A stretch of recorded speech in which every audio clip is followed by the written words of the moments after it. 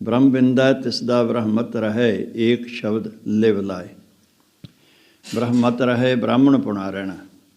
ਬ੍ਰਾਹਮਣ ਕਹਿੰਦਾ ਮੈਂ ਸਭ ਤੋਂ ਜ਼ਿਆਦਾ ਸਿਆਣਾ ਹਾਂ, ਉੱਚੀ ਕੁਲ ਦੇ ਵਿੱਚੋਂ ਹਾਂ, ਮੇਰੇ ਵਰਗਾ ਕੋਈ ਨਹੀਂ ਹੈ, ਸਾਰੇ ਮੇਰੇ ਅਧੀਨ ਹਨ, ਮੇਰਾ ਸਿੱਧਾ ਹੀ ਦੇਵਤਿਆਂ ਨਾਲ ਸੰਬੰਧ ਹੈ। ਆਪਣੀ ਪੂਜਾ ਕਰਾਉਂਦਾ ਹੈ। ਮਹਾਰਾਜ ਕਹਿੰਦੇ ਇੱਦਾਂ ਨਹੀਂ ਬ੍ਰਾਹਮਣ ਪੁਣਾ ਰਹਿੰਦਾ, ਇਹ ਬ੍ਰਾਹਮਣ ਪੁਣਾ ਨਹੀਂ ਹੈ। ਬ੍ਰਾਹਮਣ ਕਿਹਨੂੰ ਕਿਹਾ ਜਾ ਸਕਦਾ ਹੈ? ਮਹਾਰਾਜ ਕਹਿੰਦੇ ਜਿਸ ਨੇ ਇੱਕ ਸ਼ਬਦ ਦੇ ਰਾਹੀਂ, ਭਾਵ ਗੁਰੂ ਦੇ ਸ਼ਬਦ ਦੇ ਰਾਹੀਂ, ਗੁਰੂ ਦੱਦੇ ਨੂੰ ਸਿਹਾਰੀ ਨਾ ਆਇਆ ਹੈ। ਜੇ ਦੱਦੇ ਨੂੰ ਔਂਕੜ ਹੁੰਦਾ ਤਾਂ ਇਹਦਾ ਅਰਥ ਬਣਨਾ ਇੱਕ ਸ਼ਬਦ ਵਿੱਚ ਲਿਵ ਲਾ ਲਵੇ। ਸਿਹਾਰੀ ਨਾ ਆ ਗਿਆ, ਇਹਦਾ ਮਤਲਬ ਹੈ ਕਿ ਸ਼ਬਦ ਦੇ ਰਾਹੀਂ, ਗੁਰੂ ਦੇ ਸ਼ਬਦ ਰਾਹੀਂ ਵਾਹਿਗੁਰੂ ਪਰਮੇਸ਼ਰ ਵਿੱਚ ਆਪਣੀ ਸੁਰਤੀ ਜੋੜੇ, ਇੱਕ ਵਾਹਿਗੁਰੂ ਵਿੱਚ ਧਿਆਨ ਜੋੜੇ, ਤਾਂ ਉਸ ਨੂੰ ਬ੍ਰਹਮ ਦੀ ਪਛਾਣ ਹੁੰਦੀ ਹੈ। ਵਾਹਿਗੁਰੂ ਪਰਮੇਸ਼ਰ ਦਾ ਭੇਦ ਪਤਾ ਲੱਗਦਾ ਹੈ। ਉਹਦਾ ਬ੍ਰਾਹਮਣਪੁਣਾ ਕਾਇਮ ਰਹਿੰਦਾ ਹੈ, ਭਾਵ ਉਹ ਗਿਆਨੀ ਹੈ। ਬ੍ਰਾਹਮਣ ਕੌਣ ਹੈ? ਗਿਆਨੀ ਹੈ, ਗਿਆਨਵਾਨ ਹੈ। ਉਧਰ ਪੰਡਤ ਕਹਿੰਦੇ ਹਨ, ਆਪਣੇ ਇੱਥੇ ਗਿਆਨੀ ਕਹਿ ਦਿੰਦੇ ਹਨ। ਸੰਸਾਰੀ ਲੋਕ ਵਿਦਵਾਨ ਕਹਿ ਦਿੰਦੇ ਹਨ। ਉਹ ਵਿਦਵਾਨ ਹੈ, ਉਹ ਗਿਆਨੀ ਹੈ, ਉਹ ਬ੍ਰਾਹਮਣ ਹੈ, ਜਿਸ ਨੇ ਗੁਰੂ ਦੇ ਸ਼ਬਦ ਵਿੱਚ ਲਿਵ ਜੋੜ ਕੇ ਵਾਹਿਗੁਰੂ ਪਰਮੇਸ਼ਰ ਨੂੰ ਪਛਾਣ ਲਿਆ। ਨਾਮਨੇ ਦੀ 18 ਸਿੱਧੀ ਪਿੱਛੇ ਲੱਗੀਆਂ ਫਿਰਹਿ, ਜੋ ਹਰ ਹਿਰਦੇ ਸਦਾ ਵਸਾਏ। ਇੱਕ ਵਾਹਿਗੁਰੂ ਨੂੰ ਕੇਵਲ ਪਛਾਣਿਆ ਹੀ ਨਹੀਂ, ਪਛਾਣ ਲੈਣਾ ਚੰਗੀ ਗੱਲ ਹੈ। ਜਿਵੇਂ ਆਪਣੇ ਸਾਡੇ ਸਤਿਗੁਰੂ ਜੀ ਨੇ ਸਾਨੂੰ ਹੁਕਮ ਦਿੱਤਾ ਹੈ ਕਿ ਗੁਰਸਿੱਖੋ, ਇਹ ਕੋਈ ਤੁਸੀਂ ਆਖੋ ਮੈਂ ਆਪ ਭੇਖ ਪਾ ਕੇ ਮੈਂ ਗੁਰਸਿੱਖ ਖਵਾ ਲਵਾਂਗਾ, ਇੱਦਾਂ ਨਹੀਂ ਗੱਲ ਬਣਨੀ ਹੈ। ਰਹਿਤ ਪਿਆਰੀ ਮੋਹਿ ਕੋ ਸਿੱਖ ਪਿਆਰਾ ਨਾ ਹੈ। ਜਿੱਦਾਂ ਦਾ ਮਰਜ਼ੀ ਭੇਖ ਧਾਰਨ ਕਰ ਲਓ, ਜੇ ਤੁਹਾਡੀ ਰਹਿਣੀ ਨਹੀਂ ਹੈ, ਰਹਿਣੀ ਰਹਿ ਸੋਈ ਸਿੱਖ ਮੇਰਾ, ਉਹ ਸਾਹਿਬ ਮੈਂ ਉਸਕਾ ਚੇਰਾ। ਜੇ ਗੁਰੂ ਵਾਲੀ ਦੱਸੀ ਹੋਈ ਰਹਿਣੀ ਵਿੱਚ ਨਹੀਂ ਹੋ ਤਾਂ ਤੁਸੀਂ ਕੁਛ ਨਹੀਂ ਹੋ। ਇਸੇ ਤਰ੍ਹਾਂ ਹੀ ਮਹਾਰਾਜ ਗੁਰੂ ਅਮਰਦਾਸ ਜੀ ਕਹਿੰਦੇ ਹਨ ਕਿ ਬ੍ਰਾਹਮਣ ਉਹ ਨਹੀਂ ਹੈ, ਬ੍ਰਹਮ ਬਿੰਦਾ ਹੈ, ਜਿਹੜਾ ਬ੍ਰਾਹਮਣ ਨੂੰ ਪਛਾਣ ਲੈਂਦਾ ਹੈ, ਉਹ ਬ੍ਰਾਹਮਣ ਹੈ। ਇਹ ਜਿਹੜੀਆਂ ਰਿੱਧੀਆਂ ਸਿੱਧੀਆਂ ਦੇ ਵਾਸਤੇ, ਨੌ ਦਿੰਦੀਆਂ ਦੇ ਵਾਸਤੇ ਬ੍ਰਾਹਮਣ ਮਾਲਾ ਫੇਰਦਾ ਹੈ, ਮੂਰਤੀ ਦੇ ਅੱਗੇ ਬੈਠ ਕੇ ਜਾਪ ਕਰਦਾ ਹੈ ਕਿ ਆ ਮੈਨੂੰ ਪ੍ਰਾਪਤ ਹੋ ਜਾਣ, ਮੈਂ ਲੋਕਾਂ ਦੇ ਕਾਰਜ ਸਵਾਰਾਂ, ਲੋਕਾਂ ਦੀਆਂ ਜਿਹੜੀਆਂ ਗੱਲਾਂ ਹਨ ਉਹ ਪੂਰੀਆਂ ਹੋਣ, ਜਿਹੜੇ ਮੇਰੇ ਕੋਲ ਆਉਣ, ਮੇਰੀ ਪੂਜਾ ਹੋਵੇ। ਮਹਾਰਾਜ ਕਹਿੰਦੇ ਜਿਹਦੀ ਗੁਰੂ ਦੇ ਸ਼ਬਦ ਰਾਹੀਂ ਵਾਹਿਗੁਰੂ ਵਿੱਚ ਲਿਵ ਲੱਗ ਗਈ ਨਾ, ਅਤੇ ਵਾਹਿਗੁਰੂ ਉਸ ਦੇ ਹਿਰਦੇ 'ਚ ਪ੍ਰਗਟ ਹੋ ਗਿਆ। ਹਿਰਦੇ ਵਸਣ ਦਾ ਮਤਲਬ ਹਿਰਦੇ 'ਚ ਪ੍ਰਗਟ ਹੋ ਗਿਆ, ਉਸ ਦਾ ਅਹਿਸਾਸ ਹੋਣ ਲੱਗ ਪੈਂਦਾ ਹੈ। ਜਦੋਂ ਵਾਹਿਗੁਰੂ ਹਿਰਦੇ 'ਚ ਪ੍ਰਗਟ ਹੁੰਦਾ ਹੈ ਤਾਂ ਉਹ ਇੰਝ ਮਹਿਸੂਸ ਹੁੰਦਾ ਹੈ ਕਿ ਮੇਰੇ ਨਾਲ ਹੈ। ਜੇ ਸਾਡੇ ਨਾਲ ਕੋਈ ਹੋਵੇ, ਅਸੀਂ ਉਦੋਂ ਬੁਰਾ ਕਰਦੇ ਹਾਂ, ਉਦੋਂ ਬੁਰਾ ਸੋਚਦੇ ਹਾਂ ਜਦੋਂ ਇਕੱਲੇ ਹੁੰਦੇ ਹਾਂ। ਨਿਕਟ ਜਾਣੈ ਸੋ ਬੁਰਾ ਕਿਉਂ ਕਰੇ। ਜਿਹੜਾ ਵਾਹਿਗੁਰੂ ਨੂੰ ਹਾਜ਼ਰ ਸਮਝੇ, ਨਾ ਉਹ ਬੁਰਾ ਕੰਮ ਕਰੇਗਾ, ਨਾ ਉਹ ਬੁਰਾ ਦੇਖੇਗਾ, ਨਾ ਉਹ ਬੁਰਾ ਸੁਣੇਗਾ, ਨਾ ਉਹ ਬੁਰਾ ਬੋਲੇਗਾ। ਇਹ ਉਦੋਂ ਅਜਿਹੀਆਂ ਗੱਲਾਂ ਵਾਪਰਦੀਆਂ ਹਨ ਜਦੋਂ ਸਾਡੀ ਮੈਂ ਆ ਜਾਂਦੀ ਹੈ ਅਤੇ ਅਸੀਂ ਵਾਹਿਗੁਰੂ ਪਰਮੇਸ਼ਰ ਤੋਂ ਦੂਰ ਹੁੰਦੇ ਹਾਂ। ਵਾਹਿਗੁਰੂ ਦੀ ਹਜ਼ੂਰੀ ਦੀ ਇਹ ਪਛਾਣ ਹੈ। ਸੋ ਮਹਾਰਾਜ ਕਹਿੰਦੇ ਕਿ ਜਿਹਦੇ ਵਾਸਤੇ ਤਰਲੇ ਲੈ ਰਿਹਾ ਹੈ, ਉਹ ਤਾਂ ਪਿੱਛੇ ਅੱਗੇ ਪਿੱਛੇ ਤੁਰੀਆਂ ਫਿਰਦੇ ਹਨ। ਰਿੱਧੀਆਂ ਸਿੱਧੀਆਂ ਨੂੰ ਤਾਂ ਪਰਵਾਹ ਨਹੀਂ ਕਰਦੇ ਹਨ ਰੱਬ ਦੇ ਪਿਆਰੇ। ਕਿਉਂਕਿ ਇਹ ਇਨਸਾਨ ਬਿਲਕੁਲ ਇਸੇ ਤਰ੍ਹਾਂ ਹੀ ਹੈ ਜਿਵੇਂ ਆਪਾਂ ਗੁਰੂ ਦੇ ਕੋਲੋਂ ਆ ਕੇ ਆਖੀਏ, ਮਹਾਰਾਜ ਮੈਨੂੰ ਕਾਰ ਲੈ ਦਿਓ, ਮੈਨੂੰ ਘਰ ਬਣਾ ਦਿਓ, ਮੇਰਾ ਵਿਆਹ ਕਰ ਦਿਓ, ਮੈਨੂੰ ਨੌਕਰੀ ਦਵਾ ਦਿਓ, ਮੈਨੂੰ ਬਾਹਰ ਵਿਦੇਸ਼ 'ਚ ਭੇਜ ਦਿਓ। ਇਹ ਰਿੱਧੀਆਂ ਸਿੱਧੀਆਂ ਵੀ ਇੱਦਾਂ ਹੀ ਹੈ, ਫਰਕ ਕੋਈ ਨਹੀਂ ਹੈ। ਅਸੀਂ ਆਹ ਮੰਗਦੇ ਹਾਂ, ਉਹ ਲੋਕ ਇਸ ਤਰ੍ਹਾਂ ਮੰਗਦੇ ਹੈ ਕਿ ਮੈਨੂੰ ਆਹ ਪ੍ਰਾਪਤੀ ਹੋ ਜਾਏ, ਆਹ ਪ੍ਰਾਪਤੀ ਹੋ ਜਾਵੇ। ਸੋ ਮਹਾਰਾਜ ਕਹਿੰਦੇ ਕਿ ਇਹ ਤਾਂ ਪਿੱਛੇ ਲੱਗੀਆਂ, ਭਾਵ ਇਹਨਾਂ ਨੂੰ ਲੱਭਣ ਦੀ ਲੋੜ ਨਹੀਂ, ਇਹਨਾਂ ਨੂੰ ਤਰਲੇ ਲੈਣ ਦੀ ਲੋੜ ਨਹੀਂ ਕਿ ਇਹ ਮੈਨੂੰ ਮਿਲ ਜਾਣ। ਇਹ ਸੁਤੇ ਸਿੱਧੀ ਉਸ ਦੇ ਕੋਲ ਆ ਜਾਂਦੀਆਂ ਨੇ। ਨਾਮਨਿਧੀ ਕੀ ਹੈ? 9 ਖਜ਼ਾਨੇ, 9 ਕਿਸਮ ਦੇ ਖਜ਼ਾਨੇ, ਜਿੱਦਾਂ ਕੀਮਤੀ ਚੀਜ਼ਾਂ ਨੇ, ਹੀਰੇ ਜਵਾਹਰਾਤ ਹਨ, ਲਾਲ ਹਨ, ਇਸੇ ਤਰ੍ਹਾਂ ਸੋਨਾ ਹੈ, ਚਾਂਦੀ ਹੈ, ਕੀਮਤੀ ਚੀਜ਼ਾਂ ਜਿਹੜੀਆਂ ਹਨ, ਇਹਨਾਂ ਦੇ ਖਜ਼ਾਨੇ। ਇਹਨਾਂ ਖਜ਼ਾਨਿਆਂ ਦਾ ਮਾਲਕ ਕੌਣ ਹੈ? ਬਣਾਉਣ ਵਾਲਾ ਕੌਣ ਹੈ? ਵਾਹਿਗੁਰੂ ਪਰਮੇਸ਼ਰ ਹੈ। ਅਤੇ ਜਦੋਂ ਪਰਮੇਸ਼ਰ ਹੀ ਆ ਗਿਆ ਤਾਂ ਇਹ ਕਿੱਥੇ ਰਹਿ ਗਏ? ਇਹ ਦੂਰ ਨਹੀਂ ਰਹਿਣਗੇ, ਇਹ ਵੀ ਨਾਲ ਹੀ ਆ ਗਏ। ਇਸੇ ਤਰ੍ਹਾਂ ਸਿੱਧੀ ਹੈ, 18 ਕਿਸਮ ਦੀਆਂ ਸਿੱਧੀਆਂ ਹਨ, ਪ੍ਰਾਪਤੀਆਂ। ਕਿਸੇ ਕੰਮ ਨੂੰ ਕਰਨ ਦੇ ਯੋਗ ਹੋ ਜਾਣਾ। ਸਿੱਧੀ ਕੀ ਹੈ? ਜੋ ਚਾਹੇ ਉਹ ਕਰ ਸਕੇ, ਜੋ ਸੋਚੇ ਹੋ ਜਾਵੇ, ਇਹ ਸਿੱਧੀ ਇਹਨੂੰ ਕਹਿੰਦੇ ਹਨ। ਮਹਾਰਾਜ ਜੋ ਸੋਚਦੇ ਸਨ ਉਹ ਹੋ ਜਾਂਦਾ ਸੀ, ਮਹਾਰਾਜ ਜੋ ਚਾਹੁੰਦੇ ਸਨ ਉਹ ਹੋ ਜਾਂਦਾ ਸੀ, ਮਹਾਰਾਜ ਜੋ ਬਚਨ ਕਰਦੇ ਸਨ ਉਹ ਪੂਰਾ ਹੋ ਜਾਂਦਾ ਸੀ। ਦੇਖੋ, ਇਹ ਸਾਰੀਆਂ ਗੱਲਾਂ ਇਹ ਸਿੱਧੀਆਂ ਹਨ।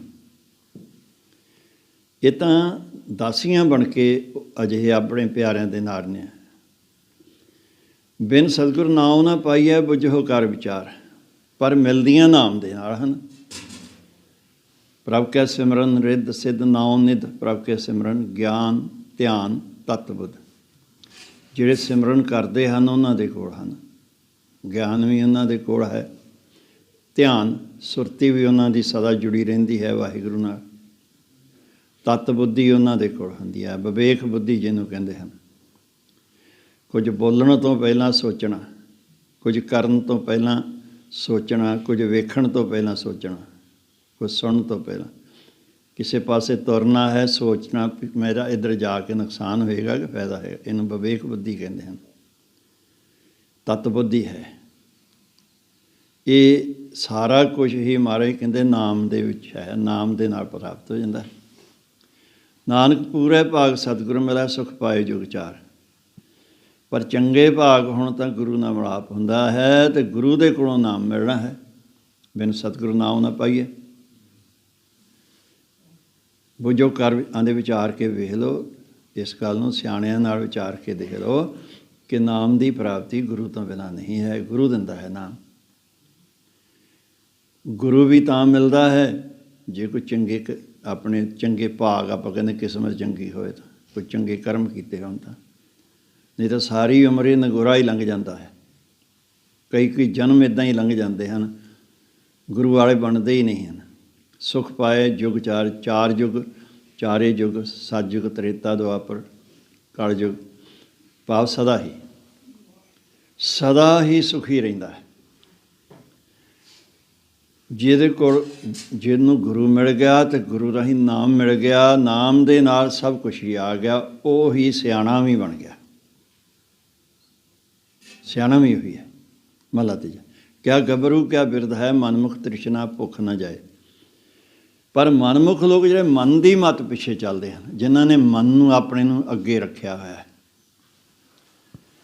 ਕਿ ਮੈਂ ਆਹ ਕਰਾਂ, ਮੈਂ ਆਹ ਕਰਾਂ, ਮੈਂ ਆਹ ਕਰਾਂ, ਇਹ ਮਨ ਦਾ ਅੱਗੇ ਹੋਣਾ ਹੈ। ਮਾਰੇ ਕਹਿੰਦੇ ਉਹਨਾਂ ਦੀ ਤ੍ਰਿਸ਼ਨਾ, ਚਾਹੇ ਜੋ ਕੋਈ ਗੱਭਰੂ ਹੈ, ਜਵਾਨ ਹੈ, ਚਾਹੇ ਕੋਈ ਬੁੱਢਾ ਹੈ, ਉਹਨਾਂ ਦੀ ਤ੍ਰਿਸ਼ਨਾ ਨਹੀਂ ਮਿਟਦੀ ਹੈ। ਉਹਨਾਂ ਦੀ ਮਾਇਆ ਦੀ ਭੁੱਖ ਕਦੀ ਨਹੀਂ ਦੂਰ ਹੁੰਦੀ ਹੈ। ਗੁਰਮੁਖ ਸ਼ਬਦੇ ਰਤਿਆ ਸੀਤਲ ਹੋਏ ਆਪ ਗਵਾਏ। ਰਤਿਆ ਪਾਠ ਕਰਨਾ, ਬਿੰਦੀ ਨਹੀਂ ਲਾਉਣੀ ਹੈ, ਰਤਿਆ ਨਹੀਂ ਕਰਨਾ ਹੈ, ਰਤਿਆ। ਗੁਰਮੁਖ ਜਿਹੜਾ ਗੁਰੂ ਦੇ ਸਨਮੁਖ ਰਹਿਣ ਵਾਲਾ ਹੈ, ਉਹ ਸ਼ਬਦ ਦੇ ਰੰਗ ਵਿੱਚ ਰੰਗਿਆ ਜਾਂਦਾ ਹੈ। ਸ਼ਬਦ ਦਾ ਰੰਗ ਜਿਹਨੂੰ ਚੜ੍ਹਦਾ, ਸ਼ਾਂਤ ਰਹਿੰਦਾ ਹੈ, ਸਹਿਜ ਵਿੱਚ ਰਹਿੰਦਾ ਹੈ। ਆਪ ਗਵਾਏ, ਆਪਣੇ ਆਪੇ ਨੂੰ ਮੇਟ ਲੈਂਦਾ ਹੈ। ਮੈਂ ਕੁਛ ਨਹੀਂ ਹਾਂ, ਜੋ ਕੁਛ ਕਰੇ ਸੋ ਪ੍ਰਭ ਕੇ ਰੰਗ। ਜੋ ਕਰਦਾ ਹੈ ਵਾਹਿਗੁਰੂ ਦੀ ਮੌਜ ਵਿੱਚ ਕਰਦਾ ਹੈ, ਜਿਵੇਂ ਉਹ ਕਰਾਉਂਦਾ ਹੈ ਤਿਵੇਂ ਉਹ ਕਰੀ ਜਾਂਦਾ ਹੈ। ਅੰਦਰ ਤ੍ਰਿਪਤ ਸੰਤੋਖਿਆ, ਫਿਰ ਭੁੱਖ ਨਾ ਲੱਗਾ ਹੈ। ਅੰਦਰ ਸੰਤੁਸ਼ਟੀ ਹੋ ਜਾਂਦੀ ਹੈ, ਸੰਤੋਖਮਈ ਜੀਵਨ ਬਣ ਜਾਂਦਾ ਹੈ। ਫਿਰ ਹਾਏ ਮਾਇਆ, ਹਾਏ ਮਾਇਆ, ਹਾਏ ਮਾਇਆ ਇਹ ਨਹੀਂ ਰੋਂਦਾ ਰਹਿੰਦਾ। ਸੁਤੇ ਸਿੱਧ ਹੀ ਉਸ ਦਾ ਸਾਰਾ ਕੁਝ ਆਪਣੇ ਆਪ ਹੀ ਚੱਲੀ ਜਾਂਦਾ ਹੈ। ਮਾਇਆ ਕਾਹਦੇ ਵਾਸਤੇ ਲੋੜ ਹੈ? ਗੁਜਰਾਨ, ਰੋਟੀ ਮਿਲਦੀ ਜਾਵੇ। ਔਰ ਸਾਡਾ ਜਿਹੜਾ ਹੋਰ ਜਿਹੜੇ ਹਨ ਸੰਸਾਰੀ ਵਿਵਹਾਰ ਹਨ ਉਹ ਚੱਲਦੇ ਰਹਿਣ। ਇਹ ਮਾਇਆ ਇਸ ਵਾਸਤੇ ਲੋੜ ਹੈ, ਇਹਨੂੰ ਗੁਜਰਾਨ ਤਾਂ ਕਿਹਾ ਹੈ। ਕੋਈ ਕਹੇ ਕਿ ਇਹ ਤੋਂ ਬਿਨਾਂ ਗੁਜ਼ਾਰਾ ਹੋ ਜਾਏਗਾ, ਨਹੀਂ ਹੁੰਦਾ। ਔਰ ਖ਼ਾਸ ਤੌਰ 'ਤੇ ਗ੍ਰਸਤੀ ਦਾ ਮਹਾਰਾਜ ਨੇ ਸਾਨੂੰ ਗ੍ਰਸਤੀ ਰਹਿਣ ਲਈ ਕਿਹਾ ਹੈ। ਇਸ ਕਰਕੇ ਮਹਾਰਾਜ ਕਹਿੰਦੇ ਕਿ ਸੰਤੁਸ਼ਟੀ ਗ੍ਰਸਤੀ ਵਾਸਤੇ ਸਭ ਤੋਂ ਵੱਡੀ ਗੱਲ ਸੰਤੁਸ਼ਟੀ ਹੈ। ਆਪਾਂ ਜਿਹੜੇ ਗ੍ਰਸਤੀ ਲੋਕ ਹਨ, ਸਾਨੂੰ ਤਾਂ ਸੰਤੋਖੀ ਹੋਣਾ ਬਹੁਤ ਹੀ ਜ਼ਰੂਰੀ ਹੈ। ਨਹੀਂ ਤਾਂ ਸਿੱਖ ਨਹੀਂ ਬਣ ਸਕਦਾ। ਬਿਨਾਂ ਸੰਤੋਖ ਨਹੀਂ ਕੋ ਰਾਜੈ, ਸੁਪਨ ਮਨੋਰਥ ਬਿਰਥ। ਸਾਰੀਆਂ ਉਹਦੀਆਂ ਗੱਲਾਂ ਸੁਪਨੇ ਦੇ ਵਾਂਗ ਰਹਿ ਜਾਂਦੀਆਂ ਹਨ। ਆਹ ਬਣ ਜਾਗਾ, ਆਹ ਬਣ ਜਾਗਾ, ਆਹ ਮਿਲ ਜਾਏਗਾ, ਆਹ ਮਿਲਦਾ। ਸੁਪਨਾ ਆਇਆ ਲੰਘ ਗਿਆ, ਕੁਛ ਨਹੀਂ ਮਿਲਦਾ। ਭੁੱਖਾ ਹੀ ਆਇਆ, ਭੁੱਖਾ ਹੀ ਚਲੇ ਜਾਂਦਾ ਹੈ। ਨਾਨਕ ਜੇ ਗੁਰਮੁਖ ਕਰਹਿ ਸੋ ਪ੍ਰਵਾਨ ਹੈ, ਜੋ ਨਾਮ ਰਹੇ ਲਿਵ ਲਾਏ। ਜਿਹੜੇ ਗੁਰੂ ਦੇ ਸਨਮੁਖ ਰਹਿੰਦੇ ਹਨ ਅਤੇ ਜਿਨ੍ਹਾਂ ਦੀ ਨਾਮ ਦੇ ਵਿੱਚ ਲਿਵ ਲੱਗ ਗਈ ਹੈ, ਸਾਚੀ ਲਿਵੇ ਬੰਦੇ ਨਿਵਾਣੀ, ਐਵੇਂ ਉਹੀ ਫੂੰਫਾਂ ਕਰਦੇ ਰਹਿਣਾ, ਇਹ ਸਿੱਖੀ ਨਹੀਂ ਹੈ। ਨਾਮ ਵਿੱਚ ਲਿਵ ਲੱਗਣੀ ਬਹੁਤ ਜ਼ਰੂਰੀ ਹੈ। ਹਰ ਵੇਲੇ ਹੀ ਉਹਦਾ ਨਾਮ ਚੇਤੇ ਆਵੇ। ਮਹਾਰਾਜ ਕਹਿੰਦੇ ਕਿ ਜੇ ਨਾਮ 'ਚ ਲਿਵ ਲੱਗ ਜਾਵੇ ਨਾ ਕਿਤੇ, ਫਿਰ ਉਹ ਜੋ ਗੁਰਮੁਖ ਕਰਦਾ ਹੈ ਉਹ ਹੋਈ ਜਾਂਦਾ ਹੈ, ਗੁਰੂ ਪ੍ਰਵਾਨ ਕਰੀ ਜਾਂਦਾ ਹੈ। ਗੁਰਮੁਖ ਜੋ ਕਹਿੰਦਾ ਹੈ ਉਹੀ ਹੋਈ ਜਾਏਗਾ। ਮਹਾਰਾਜ ਨੇ ਬਚਨ ਕਿਹਾ, ਸਾਧੂ ਬੋਲੇ ਸਹਿਸ ਬੈ। ਗੁਰਮੁਖ ਕੌਣ ਹੈ? ਸਾਧੂ ਹੀ ਹੈ। ਸਾਧੂ ਕੌਣ ਹੈ? ਗੁਰਮੁਖ ਹੈ। ਉਹਦਾ ਮੂੰਹ ਸਦਾ ਹੀ ਗੁਰੂ ਵੱਲ ਰਹਿੰਦਾ ਹੈ। ਜੋ ਕੁਛ ਕਰਦਾ ਗੁਰੂ ਦੀ ਆਗਿਆ ਨਾਲ ਕਰਦਾ ਹੈ, ਗੁਰੂ ਦੀ ਰਜ਼ਾ ਵਿੱਚ ਰਹਿ ਕਰਦਾ ਹੈ, ਹੋ ਹੀ ਜਾਏਗਾ। ਸੁਤੇ ਸਿੱਧ ਹੀ ਹੋ ਹੀ ਜਾਏਗਾ। ਜੋ ਸੋਚੇਗਾ ਆਪਣੇ ਆਪ ਹੀ ਹੋਏਗਾ। ਸੋ ਪ੍ਰਵਾਨ ਹੈ। ਜਿਨ੍ਹਾਂ ਦੀ ਲਿਵ ਲੱਗ ਗਈ, ਪਹਿਲਾਂ ਤਾਂ ਗੁਰੂ ਤੋਂ ਨਾਮ ਲੈਣਾ, ਗੁਰੂ ਵਾਲੇ ਬਣਨਾ, ਫਿਰ ਨਾਮ ਜਪ ਜਪ ਕੇ ਲਿਵ ਲਾ ਲੈਣੀ। ਹਰ ਵੇਲੇ ਹੀ ਸੁਰਤੀ ਇਹਦੇ ਵਿੱਚ ਲੱਗੀ ਰਹੇ। ਪੌੜੀ ਹਉ ਬਲਿਹਾਰੀ ਤਿਨ ਕੋ ਜੋ ਗੁਰਮੁਖ ਸਿੱਖਾ। ਬਿੰਦੀ ਨਹੀਂ ਲਾਉਣੀ, ਸਿੱਖਾਂ ਨਹੀਂ ਕਹਿਣਾ, ਸਿੱਖਾ। ਮੈਂ ਬਲਿਹਾਰ ਜਾਂਦਾ ਹਾਂ ਉਹਨਾਂ ਗੁਰਸਿੱਖਾਂ ਤੋਂ ਜਿਨ੍ਹਾਂ ਜਿਹੜੇ ਗੁਰਮੁਖ ਹਨ, ਜਿਹੜੇ ਗੁਰੂ ਦੇ ਸਨਮੁਖ ਰਹਿੰਦੇ ਹਨ। ਸਿੱਖਾਂ, ਇੱਥੇ ਸਿੱਖਾਂ ਹੀ ਆਏਗਾ, ਬਿੰਦੀ ਨਹੀਂ ਆਏਗਾ। ਜੋ ਹਰ ਨਾਮ ਧਿਆਇਂਦੇ ਤਿਨ ਦਰਸ਼ਨ ਭਿੱਖਾਂ। ਗੁਰਸਿੱਖ ਕਿਹੜੇ? ਜਿਹੜੇ ਨਾਮ ਤੇ ਆਉਂਦੇ ਹਨ, ਜਿਨ੍ਹਾਂ ਨੂੰ ਨਾਮ ਦਾ ਹੀ ਨਹੀਂ ਪਤਾ, ਨਾਮ ਦੀ ਵਡਿਆਈ ਦਾ ਨਹੀਂ ਪਤਾ, ਨਾਮ ਜਪਣ ਵਾਲਿਆਂ ਦੀ ਵਡਿਆਈ ਦਾ ਨਹੀਂ ਪਤਾ, ਕੋਈ ਕਦਰ ਨਹੀਂ ਹੈ, ਅਜਿਹੇ ਨਹੀਂ। ਉਹਨਾਂ ਦੇ ਮਾਰੇ ਕਹਿੰਦੇ ਹਨ ਕਿ ਮੈਂ ਦਰਸ਼ਨ ਕਰਾਂ, ਜਿਹੜੇ ਨਾਮ ਤੇ ਆਉਂਦੇ ਹਨ। ਗੁਰੂ ਮਹਾਰਾਜ ਕਹਿੰਦੇ ਹਨ ਕਿ ਮੈਂ ਉਹਨਾਂ ਨੂੰ, ਮੈਨੂੰ ਉਹਨਾਂ ਦੇ ਦਰਸ਼ਨ ਹੋਣ, ਭਾਵ ਮੈਨੂੰ ਮਿਲਣ, ਸਦਾ ਹੀ ਮਿਲਦੇ ਰਹਿਣ। ਸੁਣ ਕੀਰਤਨ ਹਰ ਗੁਣ ਰਵਾਂ, ਹਰ ਜਸ ਮਨ ਲਿਖਾਂ। ਅਜਿਹੇ ਬੰਦ ਕਰੋ ਇਹਨੂੰ, ਕਿਹਦਾ ਚੱਲ ਰਿਹਾ ਹੈ? ਕੰਟਰੋਲ ਕਰੋ ਇਹਨੂੰ। ਮੈਂ ਕੱਲ੍ਹ ਵੀ ਕਿਹਾ ਸੀਗਾ ਵੀ ਇਹ ਤੁਹਾਡੇ ਮੋਬਾਈਲ ਚੱਲਦੇ ਰਹਿੰਦੇ, ਇੱਥੇ ਆ ਕੇ ਕਥਾ ਕੀ ਸੁਣਨੀ ਤਾਂ। ਜੋ ਹਰ ਨਾਮ ਧਿਆਇਂਦੇ ਤਿਨ ਦਰਸ਼ਨ ਭਿੱਖਾਂ। ਸੁਣ ਕੀਰਤਨ ਹਰ ਗੁਣ ਰਵਾਂ, ਹਰ ਜਸ ਮਨ ਲਿਖਾਂ। ਮੈਂ ਹਰੀ ਦਾ ਜਸ ਸੁਣਾ ਕਿਹਦੇ ਕੋਲੋਂ? ਅਜਿਹੇ ਗੁਰੂ ਦੇ ਪਿਆਰਿਆਂ ਦੇ ਕੋਲੋਂ, ਜਿਹੜੇ ਗੁਰਮੁਖ ਹਨ। ਗੁਰਮੁਖ ਕੋਈ ਪਹਿਰਾਵਾ ਨਹੀਂ, ਆਪਾਂ ਗਲ 'ਚ ਪਰਨਾ ਪਾ ਕੇ ਮੈਂ ਗੁਰਮੁਖ ਬਣ ਗਿਆ, ਇੱਦਾਂ ਨਹੀਂ। ਗੁਰਮੁਖ ਜੀਵਨ ਹੈ। ਗੁਰਮੁਖ ਰੋਮ ਰੋਮ ਹਰਿ ਧਿਆਵੈ। ਗੁਰਮੁਖ ਬਾਣੀ ਘੜ ਘੜਾਵੇ। ਗੁਰਮੁਖ ਆਪਣੇ ਆਪ ਨੂੰ ਗੁਰੂ ਦੀ ਬਾਣੀ ਅਨੁਸਾਰ ਘੜਦਾ ਹੈ, ਘੜੇ ਹੋਏ ਮਨ ਨੂੰ ਘੜਦਾ ਹੈ। ਹਰ ਵੇਲੇ ਧਿਆਨ ਸੁਰਤੀ ਨਾਮ ਵਿੱਚ ਲੱਗੀ ਰਹਿੰਦੀ ਹੈ, ਉਹ ਹੈ ਗੁਰਮੁਖ। ਵਾਹਿ ਉਹਨਾਂ ਦੇ ਕੋਲੋਂ ਮੈਂ ਹਰੀ ਦਾ ਜਸ ਸੁਣਾ ਤੇ ਹਰੀ ਦਾ ਜਸ ਕਰਾਂ ਵੀ ਸੁਣ ਕੇ। ਹਰੀ ਦਾ ਜਸ ਮਨ ਦੇ ਵਿੱਚ ਲਿਖ ਲਵਾਂ, ਜਿਹੜਾ ਸੁਣਾ ਮੈਂ ਮੇਰੇ ਮਨ 'ਚ ਨਾਲ ਨਾਲ ਵਸਦਾ ਜਾਵੇ। ਹਰਨਾਮ ਸਲਾਹੀ ਰੰਗ ਸਿਓ ਸਭ ਕਿਰਖਾ, ਇੱਥੇ ਨਹੀਂ ਬਿੰਦੀ ਲੱਗੇਗੀ।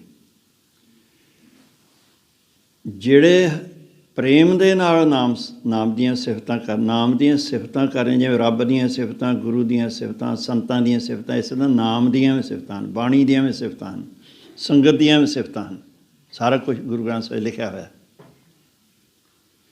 ਪ੍ਰੇਮ ਦੇ ਨਾਲ ਨਾਮ ਦੀਆਂ ਸਿਫਤਾਂ ਕਰਾਂ। ਇੱਕ ਨਾਮ ਜਪਣਾ ਹੈ, ਇੱਕ ਨਾਮ ਦੀਆਂ ਸਿਫਤਾਂ ਕਰਨੀਆਂ, ਸੁਣਨੀਆਂ ਹਨ। ਜਿਹੜੀ ਚੀਜ਼ ਦੀਆਂ ਸਿਫਤਾਂ ਕਰੀਏ, ਸੁਣੀਏ, ਉਹ ਚੀਜ਼ ਦਾ ਸਾਡਾ ਪਿਆਰ ਹੋ ਜਾਂਦਾ।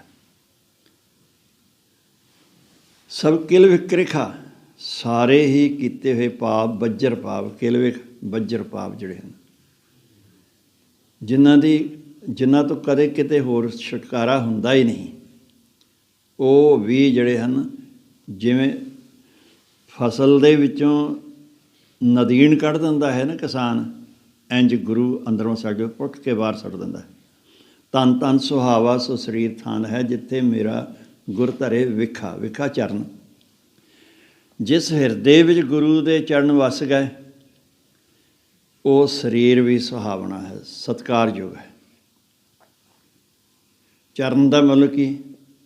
ਗੁਰੂ ਦੇ ਬਚਨ। ਜਿਹੜੇ ਬਚਨ ਪੜ੍ਹਦੇ ਹਾਂ, ਸੁਣਦੇ ਹਾਂ, ਜੇ ਸਾਡੇ ਇਸ ਮਨ ਵਿੱਚ ਵਸ ਜਾਣ ਤਾਂ ਜਿਹੜੀ ਚੀਜ਼ ਮਨ 'ਚ ਵਸੀ ਉਹ ਸਰੀਰ 'ਚ ਹੀ ਵਸੀ ਹੈ। ਦੇਖੋ, ਮਨ ਸੋਚਦਾ ਹੈ, ਅਸੀਂ ਹੱਥ ਨੂੰ ਹਿਲਾਉਂਦੇ ਹਾਂ, ਹੱਥ ਨਾਲ ਇਸ਼ਾਰਾ ਕਰਦੇ ਹਾਂ। ਮਨ ਸੋਚਦਾ ਹੈ, ਅਸੀਂ ਬੋਲਦੇ ਹਾਂ। ਮਨ ਸੋਚਦਾ ਹੈ, ਅਸੀਂ ਦੇਖਦੇ ਹਾਂ। ਜੋ ਮਨ ਸੋਚਦਾ ਉਹ ਕਰੀ ਜਾਂਦੇ, ਉਹੀ ਸੁਣੀ ਜਾਂਦੇ। ਮਨ 'ਚ ਖਿਆਲ ਆਈ ਜਾਂਦੇ ਹਨ ਤਰ੍ਹਾਂ ਤਰ੍ਹਾਂ ਦੇ। ਉਹ ਸਰੀਰ ਦੀ ਹਾਲਤ ਵੀ ਉਸੇ ਤਰ੍ਹਾਂ ਦੀ ਹੁੰਦੀ ਜਾਂਦੀ ਹੈ। ਸਤਿਗੁਰੂ ਜੀ ਕਿਰਪਾ ਕਰਨ, ਇਹ ਜੋ ਪਾਵਨ ਹੁਕਮ ਅੱਜ ਸਾਨੂੰ ਬਖਸ਼ਿਸ਼ ਕੀਤਾ ਹੈ, ਸਾਡੇ ਹਿਰਦੇ ਦੇ ਵਸੇ। ਅੱਜ ਦਸਮ ਪਾਤਸ਼ਾਹ ਸ਼੍ਰੀ ਗੁਰੂ ਗੋਬਿੰਦ ਸਿੰਘ ਜੀ ਦਾ ਪ੍ਰਕਾਸ਼ ਦਿਵਸ ਹੈ। ਦਾਸ ਵੱਲੋਂ ਸਾਰੀਆਂ ਸੰਗਤਾਂ ਨੂੰ ਬਹੁਤ ਬਹੁਤ ਵਧਾਈਆਂ ਹੋਣ। ਆਪਾਂ ਪਿਛਲੇ ਦਿਨਾਂ ਦੇ ਵਿੱਚ ਗੁਰੂ ਇਤਿਹਾਸ ਦੀ ਲੜੀ, ਦਸਮ ਪਾਤਸ਼ਾਹ ਦੇ ਜੀਵਨ ਨਾਲ ਸੰਬੰਧਿਤ ਇਤਿਹਾਸ ਸਰਵਣ ਕਰ ਰਹੇ ਸੀ। ਔਰ ਸੁਣਦਿਆਂ ਆਪਾਂ ਪਟਨਾ ਸਾਹਿਬ ਪਹੁੰਚ ਗਏ ਸੀ। ਗੁਰੂ ਤੇਗ ਬਹਾਦਰ ਜੀ ਪਰਿਵਾਰ ਸਮੇਤ ਤਰਬੈਣੀ ਤੋਂ, ਇਲਾਹਾਬਾਦ ਤੋਂ ਮਹਾਰਾਜ ਅੱਗੇ ਪਟਨਾ ਸਾਹਿਬ, ਬਿਹਾਰ ਦੀ ਰਾਜਧਾਨੀ ਹੈ ਜੋ, ਉੱਥੇ ਪਹੁੰਚ ਗਏ। ਸਾਲਸਰਾਏ ਦੇ ਘਰ ਦੇ ਵਿੱਚ, ਜਿਹੜੀ ਜਿਸ ਨੂੰ ਹਵੇਲੀ ਸਾਲਸਰਾਏ, ਹਵੇਲੀ ਦਾ ਮਤਲਬ ਖੁੱਲ੍ਹਾ ਘਰ ਹੈ ਜੀ, ਛੋਟੇ ਨੇ ਹਵੇਲੀ ਖੁੱਲ੍ਹੀ ਹੁੰਦੀ ਹੈ। ਅਤੇ ਉੱਥੇ ਕਿਉਂਕਿ ਗੁਰੂ ਨਾਨਕ ਪਾਤਸ਼ਾਹ ਦਾ ਸੇਵਕ ਸੀ, ਉਹਦਾ ਪਰਿਵਾਰ ਸਾਰਾ ਹੀ ਗੁਰੂ ਕਰਦੇ ਰਹਿੰਦੇ ਸੀ, ਗੁਰੂ ਨੂੰ ਯਾਦ ਕਰਦੇ ਰਹਿੰਦੇ ਸੀ। ਮਹਾਰਾਜ ਉੱਥੇ ਪਹੁੰਚ ਗਏ, ਕੁਝ ਮਹੀਨੇ ਇੱਥੇ ਰਹੇ ਹਨ। ਫਿਰ ਗੁਰੂ ਤੇਗ ਬਹਾਦਰ ਜੀ ਰਾਜਾ ਰਾਮ ਸਿੰਘ ਦੀ ਬੇਨਤੀ ਦੇ ਨਾਲ ਅਸਾਮ ਨੂੰ ਚਲੇ ਗਏ। ਉਹਦੇ ਨਾਲ ਅਸਾਮ ਦੀ ਮੁਹਿੰਮ 'ਤੇ ਉੱਥੇ ਸਮਝੌਤਾ ਕਰਾਤਾ। ਇਹ ਕੱਲ੍ਹ ਆਪਾਂ ਸਾਰਾ ਕੁਝ ਸਰਵਣ ਕੀਤਾ ਹੈ। ਇੱਧਰ ਜਿਵੇਂ ਆਪਾਂ ਗੁਰੂ ਮਹਾਰਾਜ ਦੀ ਆਤਮ ਕਥਾ ਸੁਣੀ ਸੀ ਬਚਿੱਤਰ ਨਾਟਕ ਦੇ ਵਿੱਚੋਂ,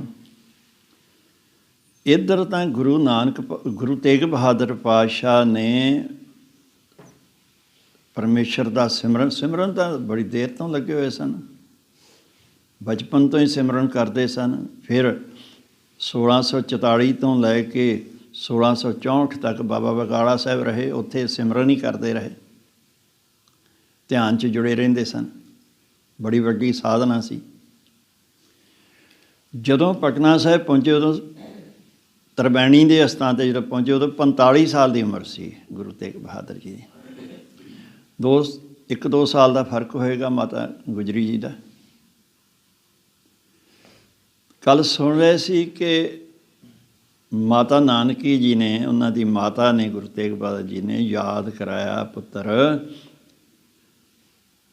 ਗੁਰੂ ਹਰਗੋਬਿੰਦ ਸਾਹਿਬ ਜੀ ਨੇ, ਤੇਰੇ ਪਿਤਾ ਨੇ ਕਿਹਾ ਸੀ ਮੈਨੂੰ ਕਿ ਤੇਰੇ ਪੁੱਤਰ ਦਾ ਵਿਆਹ ਹੋਵੇਗਾ, ਇਹਦੇ ਘਰ ਬਹੁਤ ਸੂਰਮਾ ਬਲੀ ਜਿਹੜਾ ਹੈ ਬੱਚਾ ਜੰਮੇਗਾ।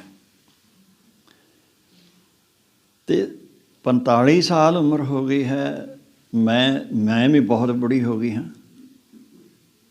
80 ਸਾਲ ਤੋਂ ਉੱਪਰ ਉਮਰ ਸੀ ਮਾਤਾ ਨਾਨਕੀ ਜੀ ਦੀ। ਮੈਂ ਚਾਹੁੰਦੀ ਹਾਂ ਪੁੱਤਰੇ ਦਾ ਮੂੰਹ ਦੇਖਣਾ। ਮਹਾਰਾਜ ਮੁਸਕਰਾਏ ਮਾਤਾ ਵੱਲ ਵੇਖ ਕੇ, ਕਿਹਾ ਤੁਹਾਡੀ ਛੇਤੀ ਇੱਛਾ ਪੂਰੀ ਹੋ ਜਾਏਗੀ। ਇੱਥੋਂ ਬਾਅਦਾਂ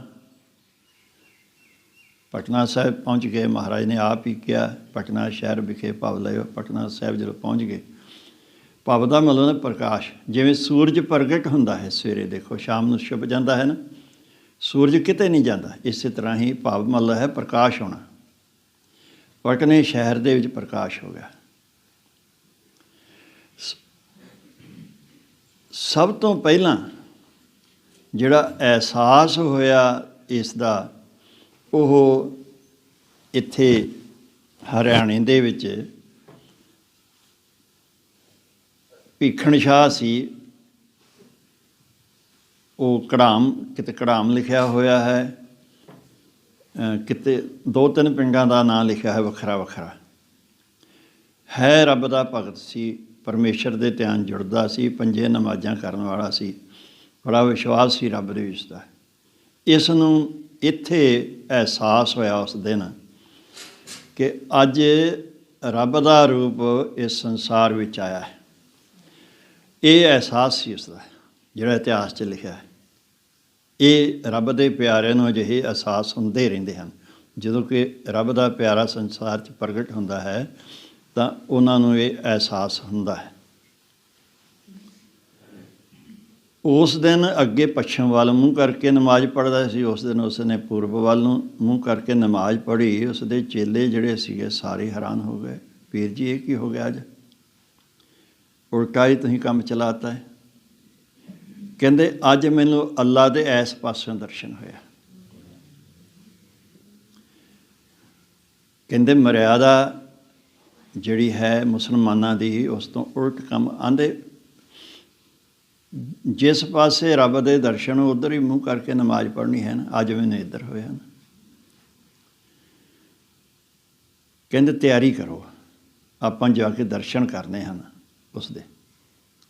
ਇੱਥੋਂ ਚੱਲ ਪਏ ਹਰਿਆਣੇ ਦੇ ਵਿੱਚੋਂ, ਦੇਖੋ ਤੁਸੀਂ ਪਹੇਵੇ ਦੇ ਲਾਗੇ ਪਿੰਡ ਹੈ,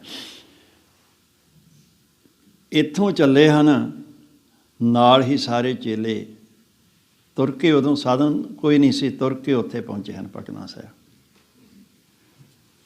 ਪਹੁੰਚ ਕੇ ਉੱਥੇ ਪੀਰ ਸੀ, ਅੰਤਰਜਾਮੀ ਸੀ, ਸਭ ਕੁਛ ਹੀ, ਸਾਰਾ ਅੰਦਰ ਦਾ ਬਾਹਰ ਦਾ ਗਿਆਨ ਸੀ ਉਸ ਨੂੰ।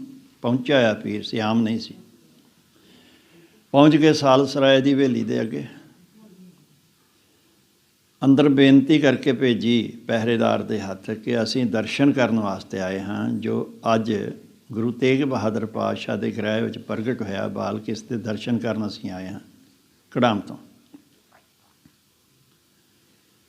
ਸਾਰੇ ਹੈਰਾਨ ਕਿ ਅਜੇ ਤੱਕ ਕੁਝ ਦਿਨਾਂ ਦਾ ਸੀ ਬਾਲਕ। ਸਾਰੇ ਸੋਚੀ ਪੈ ਗਏ ਕੀ ਕੀਤਾ ਜਾਵੇ। ਕਹਿੰਦੇ ਜੇ ਬਾਲਕ ਬਹੁਤ ਛੋਟਾ ਹੈ, ਗੁਰੂ ਤੇਗ ਬਹਾਦਰ ਜੀ ਆਸਾਮ 'ਚ ਗਏ ਹੋਏ ਹਨ, ਉਹ ਆਉਣਗੇ, ਤੁਸੀਂ ਉਹਨਾਂ ਦੇ ਦਰਸ਼ਨ ਕਰ ਲਿਓ।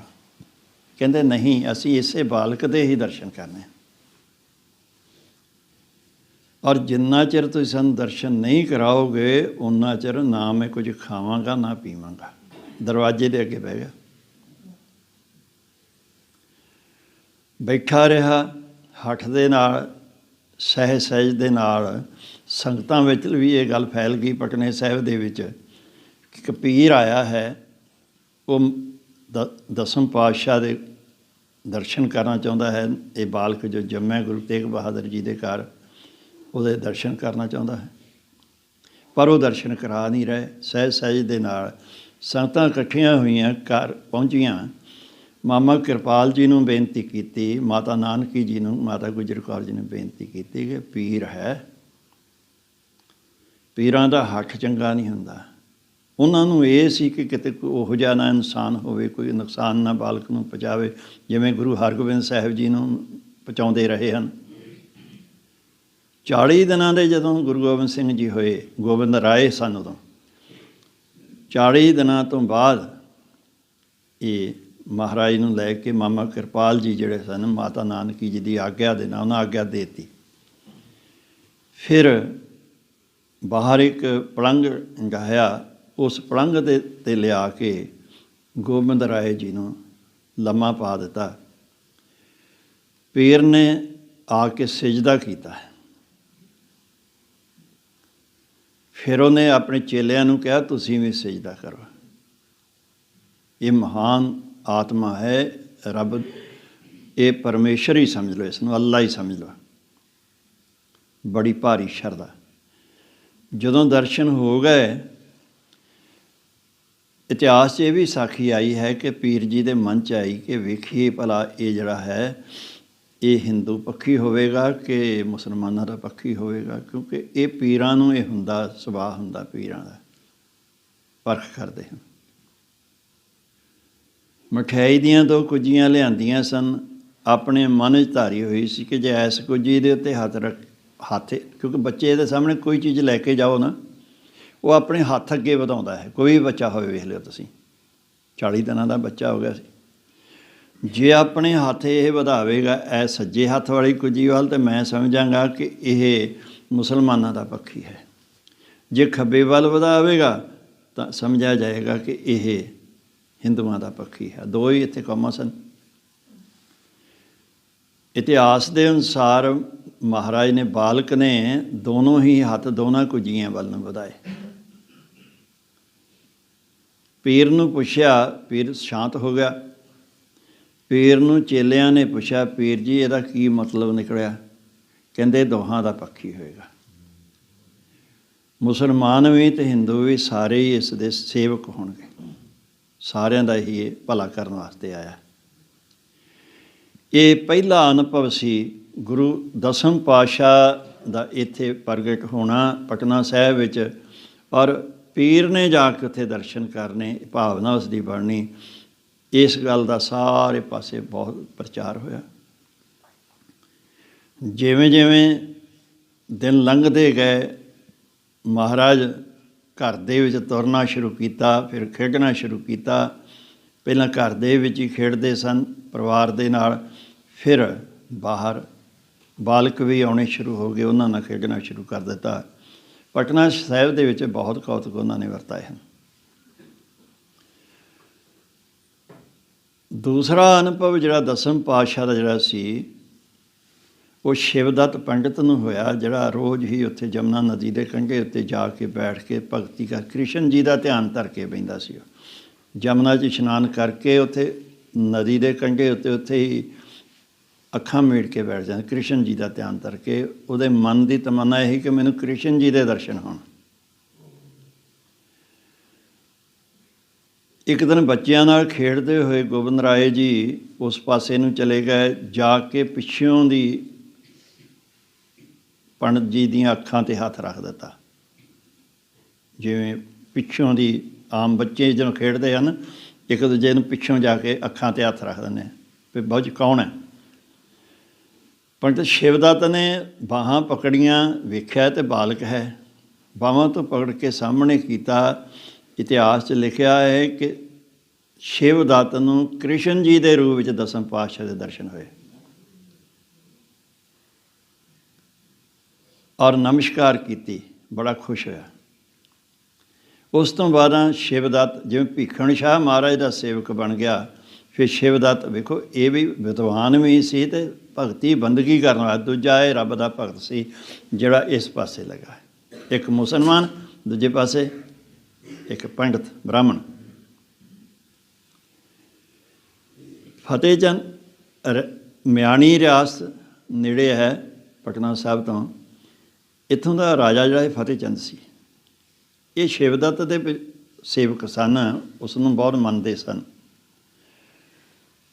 ਉਹਨੂੰ ਇਹਨਾਂ ਨੇ ਬੇਨਤੀ ਕੀਤੀ, ਪੰਡਿਤ ਜੀ ਸਾਡੇ ਵਾਸਤੇ ਬੇਨਤੀ ਕਰੋ ਰੱਬ ਦੇ ਅੱਗੇ, ਪਰਮੇਸ਼ਰ ਦੇ ਅੱਗੇ ਤੁਸੀਂ ਪਹੁੰਚੇ ਹੋਏ ਹੋ, ਤੇ ਸਾਡੇ ਸੰਤਾਨ ਨਹੀਂ ਹੈ ਤੇ ਤੁਸੀਂ ਅਰਦਾਸ ਕਰੋ ਸਾਡੇ ਘਰ ਸੰਤਾਨ ਹੋਵੇ, ਰਾਜ ਭਾਗ ਨੂੰ ਸਾਂਭਣ ਵਾਲਾ ਕੋਈ ਆ ਜਾਏ। ਪੰਡਿਤ ਸ਼ਿਵਦੱਤ ਨੇ ਉਹਨਾਂ ਨੂੰ ਕਿਹਾ ਕਿ ਤੁਸੀਂ ਹੁਣ, ਉਹ ਆਪ ਹੀ ਜਿਹੜਾ ਹੈ ਦਾਤਾ ਦੇਣ ਵਾਲਾ ਆ ਗਿਆ ਇੱਥੇ ਪਟਨੇ ਸਾਹਿਬ ਦੇ ਵਿੱਚ, ਤੇ ਉਹ ਹੁਣ ਤੁਸੀਂ ਉਹਨੂੰ ਯਾਦ ਕਰੋ। ਕਹਿੰਦੇ ਕਿੱਥੇ ਮਿਲੇਗਾ? ਕਹਿੰਦੇ ਤੁਸੀਂ ਘਰ ਬਹਿ ਕੇ ਉਹਦੇ ਧਿਆਨ 'ਚ ਜੁੜ ਜਾਓ, ਤੁਹਾਡੇ ਘਰ ਆਵੇਗਾ। ਮੇਰੇ ਕੋਲ ਆਇਆ ਹੈ, ਤੁਹਾਡੇ ਕੋਲ ਵੀ ਆਵੇਗਾ। ਬਹਿ ਜਾਓ ਤੁਸੀਂ, ਧਿਆਨ ਦੇ ਨਾਲ ਆਪਣਾ ਤੁਸੀਂ ਧਿਆਨ 'ਚ ਜੁੜਿਆ ਕਰੋ। ਰਾਜਾ ਅਤੇ ਰਾਣੀ ਦੋਨੋਂ ਹੀ ਧਿਆਨ 'ਚ ਜੁੜਨੇ ਸ਼ੁਰੂ ਹੋ ਗਏ। ਉਹਨਾਂ ਨੂੰ ਨਹੀਂ ਸੀ ਪਤਾ ਗੋਬਿੰਦ ਰਾਏ ਬਾਲਕ ਦੇ ਬਾਰੇ। ਇੱਕ ਦਿਨ ਮਹਾਰਾਜ ਬੱਚਿਆਂ ਨਾਲ ਖੇਡਦੇ ਖੇਡਦੇ ਉੱਥੇ ਪਹੁੰਚ ਗਏ, ਰਾਜੇ ਦੇ ਮਹਿਲਾਂ ਵਿੱਚ ਪਹੁੰਚ ਗਏ। ਔਰ ਅਜਬ ਕੌਤਕ ਜਿਹੜਾ ਦਸਵੇਂ ਪਾਤਸ਼ਾਹ ਨੂੰ ਚੋਜੀ ਪੀਰਮ ਕਹਿੰਦੇ ਹਨ, ਜਾ ਕੇ ਉਸ ਰਾਣੀ ਦੀ ਗੋਦ ਵਿੱਚ ਬਹਿ ਗਏ, ਕਹਿਣ ਲੱਗੇ ਮਾਂ ਮੈਂ ਆ ਗਿਆ ਹਾਂ। ਜਿਹੜੀ ਮਾਂ ਔਲਾਦ ਨੂੰ ਉਡੀਕ ਰਹੀ ਸੀ, ਕਿਸੇ ਨੇ ਕਦੀ ਉਸ ਨੂੰ ਮਾਂ ਨਹੀਂ ਸੀ ਕਿਹਾ। ਜਦੋਂ ਮਾਂ ਸ਼ਬਦ ਸੁਣਿਆ, ਉਸਨੇ ਕੰਨੀ ਅੱਖਾਂ ਧਿਆਨ 'ਚ ਜੁੜੀ ਹੋਈ ਸੀ, ਅੱਖਾਂ ਖੋਲੀਆਂ, ਵੇਖੀਆਂ, ਬਹੁਤ ਹੀ ਖੁਸ਼ ਹੋਈ। ਮਾਰੇ ਕਹਿਣ ਲੱਗੇ ਤੂੰ ਇੰਨੇ ਚਿਰ ਦੀ ਮੈਨੂੰ ਉਡੀਕਦੀ ਆ ਗਿਆ ਹਾਂ। ਇਤਿਹਾਸ 'ਚ ਆਇਆ ਹੈ ਕਿ ਇਸ ਤੋਂ ਬਾਅਦ ਉਹਨਾਂ ਦੇ ਪੁੱਤਰ ਦੀ ਜਾਂ ਸੰਤਾਨ ਦੀ ਭੁੱਖ ਖਤਮ ਹੋ ਗਈ। ਦਸਮ ਪਾਤਸ਼ਾਹ ਜਦੋਂ ਉਸ ਦੀ ਗੋਦੀ ਵਿੱਚ ਜਾ ਕੇ ਬੈਠ ਗਏ ਨਾ, ਮੁੜ ਕੇ ਉਸ ਤੋਂ ਬਾਅਦ ਮਾਂ ਨੇ ਨਹੀਂ ਕਿਹਾ ਕਿ ਮੈਨੂੰ ਪੁੱਤਰ ਚਾਹੀਦਾ ਹੈ, ਸੰਤਾਨ ਚਾਹੀਦੇ ਹੈ। ਦੋਨਾਂ ਨੇ ਬਸ ਗੁਰੂ ਨੂੰ ਹੀ ਕਹਿੰਦੇ ਅਸੀਂ ਹੀ ਤੁਹਾਡੇ ਪੁੱਤਰ ਹਾਂ। ਬੜੀ ਵੱਡੀ ਸਿੱਖਿਆ ਹੈ ਸਾਡੇ ਵਾਸਤੇ। ਦੇਖੋ ਇਹ ਹਰ ਇੱਕ ਆਪਾਂ ਇਨਸਾਨ ਹਾਂ, ਇਨਸਾਨ ਦੀ ਇੱਛਾ ਹੁੰਦੀ ਹੈ ਕਿ ਸਾਡੇ ਘਰ ਸੰਤਾਨ ਹੋਵੇ। ਕਈ ਵਾਰ ਅਜਿਹਾ ਕੋਈ ਪੁਰਬਲਾ ਕਰਮ ਹੁੰਦਾ ਜਿਸ ਕਰਕੇ ਸੰਤਾਨ ਨਹੀਂ ਹੁੰਦੀ ਹੈ। ਤੇ ਜੇ ਕਿਤੇ ਉਸ ਮਾਂ ਵਾਂਗ ਮਿਆਣੀ ਰਿਆਸਤ ਦੀ ਰਾਣੀ ਵਾਂਗ ਕਿਤੇ ਧਿਆਨ ਧਰੇ, ਦਸਮ ਪਾਤਸ਼ਾਹ ਨੂੰ ਯਾਦ ਕਰੇ, ਧਿਆਨ 'ਚ ਬੈਠੇ, ਤਾਂ ਗੁਰੂ ਗੋਬਿੰਦ ਸਿੰਘ ਜੀ ਉਸ ਦੀ ਗੋਦੀ ਵਿੱਚ ਆ ਕੇ ਬਹਿ ਜਾਇਆ ਕਰਨ ਰੋਜ਼ ਹੀ। ਸੰਸਾਰੀ ਪੁੱਤਰ ਤਾਂ ਬੇਮੁਖ ਹੋ ਜਾਂਦੇ ਹਨ। ਸੰਸਾਰੀ ਪੁੱਤ ਤਾਂ ਕਈ ਵਾਰੀ ਮਾਂ ਦੀ ਗੁੱਤ ਵੀ ਪੁੱਟਣ ਲੱਗ ਪੈਂਦੇ ਹਨ, ਪਰ ਜਿਸ ਦੀ ਗੋਦੀ ਵਿੱਚ ਗੋਬਿੰਦ ਰਾਏ ਜੀ ਆ ਕੇ ਬੈਠ ਗਏ, ਉਹ ਮਾਂ ਸਦਾ ਲਈ ਹੀ ਆਨੰਦ ਵਿੱਚ ਆ ਜਾਏਗੀ। ਸੰਸਾਰ ਵਿੱਚ ਇੱਜ਼ਤ ਹੋਏਗੀ, ਉਹਦਾ ਨਾਂ ਹੋ ਜਾਏਗਾ। ਉਹਨਾਂ ਦਾ ਨਾਂ ਅੱਜ ਆਪਾਂ ਸੰਗਤ 'ਚ ਲੈ ਰਹੇ ਹਾਂ, ਸਾਰੀ ਦੁਨੀਆ ਦੇ 'ਤੇ ਉਸ ਮਾਂ ਦਾ ਨਾਂ ਲੈ ਰਹੇ ਹਾਂ, ਜਿਹਨੂੰ ਬਾਲਕ ਗੋਬਿੰਦ ਰਾਏ ਜੀ ਨੇ ਜਾ ਕੇ ਕਿਹਾ ਸੀ ਮਾਂ ਮੈਂ ਆ ਗਿਆ। ਇਹ ਤੀਸਰਾ ਚੋਜ ਸੀ ਚੋਜੀ ਪ੍ਰੀਤਮ ਦਾ। ਚੌਥਾ ਚੋਜ, ਕਿਸੇ ਗੁਰਸਿੱਖ ਨੇ ਕੜੇ ਬਣਾ ਕੇ ਲਿਆਂਦੇ ਸੋਨੇ ਦੇ, ਮਾਤਾ ਜੀ ਨੂੰ ਲਿਆ ਕੇ ਦਿੱਤੇ, ਕਹਿੰਦੇ ਇਹਦੇ ਬਾਲਕ ਦੇ ਹੱਥੀਂ ਪਾ ਦਿਓ। ਪਾਤੇ ਮਾਤਾ ਨੇ। ਗਏ ਖੇਡਦੇ ਖੇਡਦੇ ਬੱਚਿਆਂ ਨਾਲ ਇੱਕ ਕੰਗਣ ਜਿਹੜਾ ਸੀ ਲਾ ਕੇ ਨਦੀ ਵਿੱਚ ਸੁੱਟ ਦਿੱਤਾ। ਘਰ ਆ ਗਏ। ਮਾਮਾ ਕਿਰਪਾਲ ਜੀ ਨਾਲ ਜਾਂਦੇ ਸਨ, ਜਦੋਂ ਵੀ ਜਾਂਦੇ ਸਨ ਬਾਹਰ ਬੱਚਿਆਂ ਨਾਲ ਖੇਡਣ, ਉਹ ਹਮੇਸ਼ਾ ਨਾਲ ਰਹਿੰਦੇ ਸਨ। ਜਦੋਂ ਸੁੱਟਿਆ ਤਾਂ ਸਾਰੇ ਹੈਰਾਨ ਹੋ ਗਏ। ਘਰ ਗੱਲ ਪਤਾ ਲੱਗਾ, ਸਾਰੇ ਹੀ ਕਹਿੰਦੇ ਕੰਗਣ ਸੀ ਸੋਨੇ ਦਾ, ਬਾਲਕ ਨੇ ਉੱਥੇ ਸੁੱਟ ਦਿੱਤਾ ਹੈ। ਪੁੱਛਿਆ, ਕਹਿੰਦੇ ਆ ਜਾਓ, ਤੁਹਾਨੂੰ ਮੈਂ ਦੱਸਦਾ ਹਾਂ ਕਿੱਥੇ ਗਏ। ਇਹ ਇਤਿਹਾਸ ਸੂਰਜ ਪ੍ਰਕਾਸ਼ ਕਥਾ ਲਿਖੀ ਹੈ ਕਿ ਜਦੋਂ ਸਾਰਾ ਪਰਿਵਾਰ ਉੱਥੇ ਗਿਆ, ਜਾ ਕੇ ਵੇਖਿਆ, ਮਹਾਰਾਜ ਨੇ ਦੂਸਰਾ ਕੰਗਣ ਵੀ ਲਾ ਕੇ ਨਦੀ ਸੁੱਟ ਕੇ ਕਿਹਾ ਆ ਜਿੱਥੇ ਆ ਜਾ ਕੇ ਡਿੱਗਾ ਇੱਥੇ ਜੇ ਦੂਜਾ। ਜਦੋਂ ਗੁਰਸਿੱਖਾਂ ਨੇ ਨਦੀ ਦੇ ਵਿੱਚ ਜਾ ਕੇ ਵੇਖਿਆ, ਥੱਲਿਓਂ ਲੱਭਣ ਲੱਗੇ ਤਾਂ ਨਦੀ ਕੰਗਣਾ ਨਾਲ ਭਰੀ ਪਈ ਸੀ। ਚੋਜੀ ਪ੍ਰੀਤਮ, ਇਹਨੂੰ ਚੋਜੀ ਪ੍ਰੀਤਮ ਕਹਿੰਦੇ ਹਨ।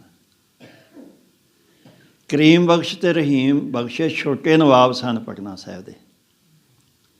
ਇਹਨਾਂ ਦੀ ਬਹੁਤ ਸ਼ਰਧਾ ਬਣ ਗਈ ਮਹਾਰਾਜ ਦੇ ਉੱਤੇ, ਔਰ ਇਹਨਾਂ ਨੇ ਦੋ ਬਾਗ ਮਹਾਰਾਜ ਦੇ ਨਾਮ ਦੇ ਉੱਤੇ ਲਵਾਏ ਤੇ ਇੱਕ ਪਿੰਡ ਵੀ ਜਿਹੜਾ ਸੀ ਉਹ ਵੀ ਇਹਨਾਂ ਦੇ ਨਾਮ 'ਤੇ ਲਵਾਇਆ, ਜੋ ਹੁਣ ਤੱਕ ਉਹ ਪਟਨਾ ਸਾਹਿਬ ਤਖਤ ਦੀ ਜਾਇਦਾਦ ਹੈ ਹੁਣ ਵੀ।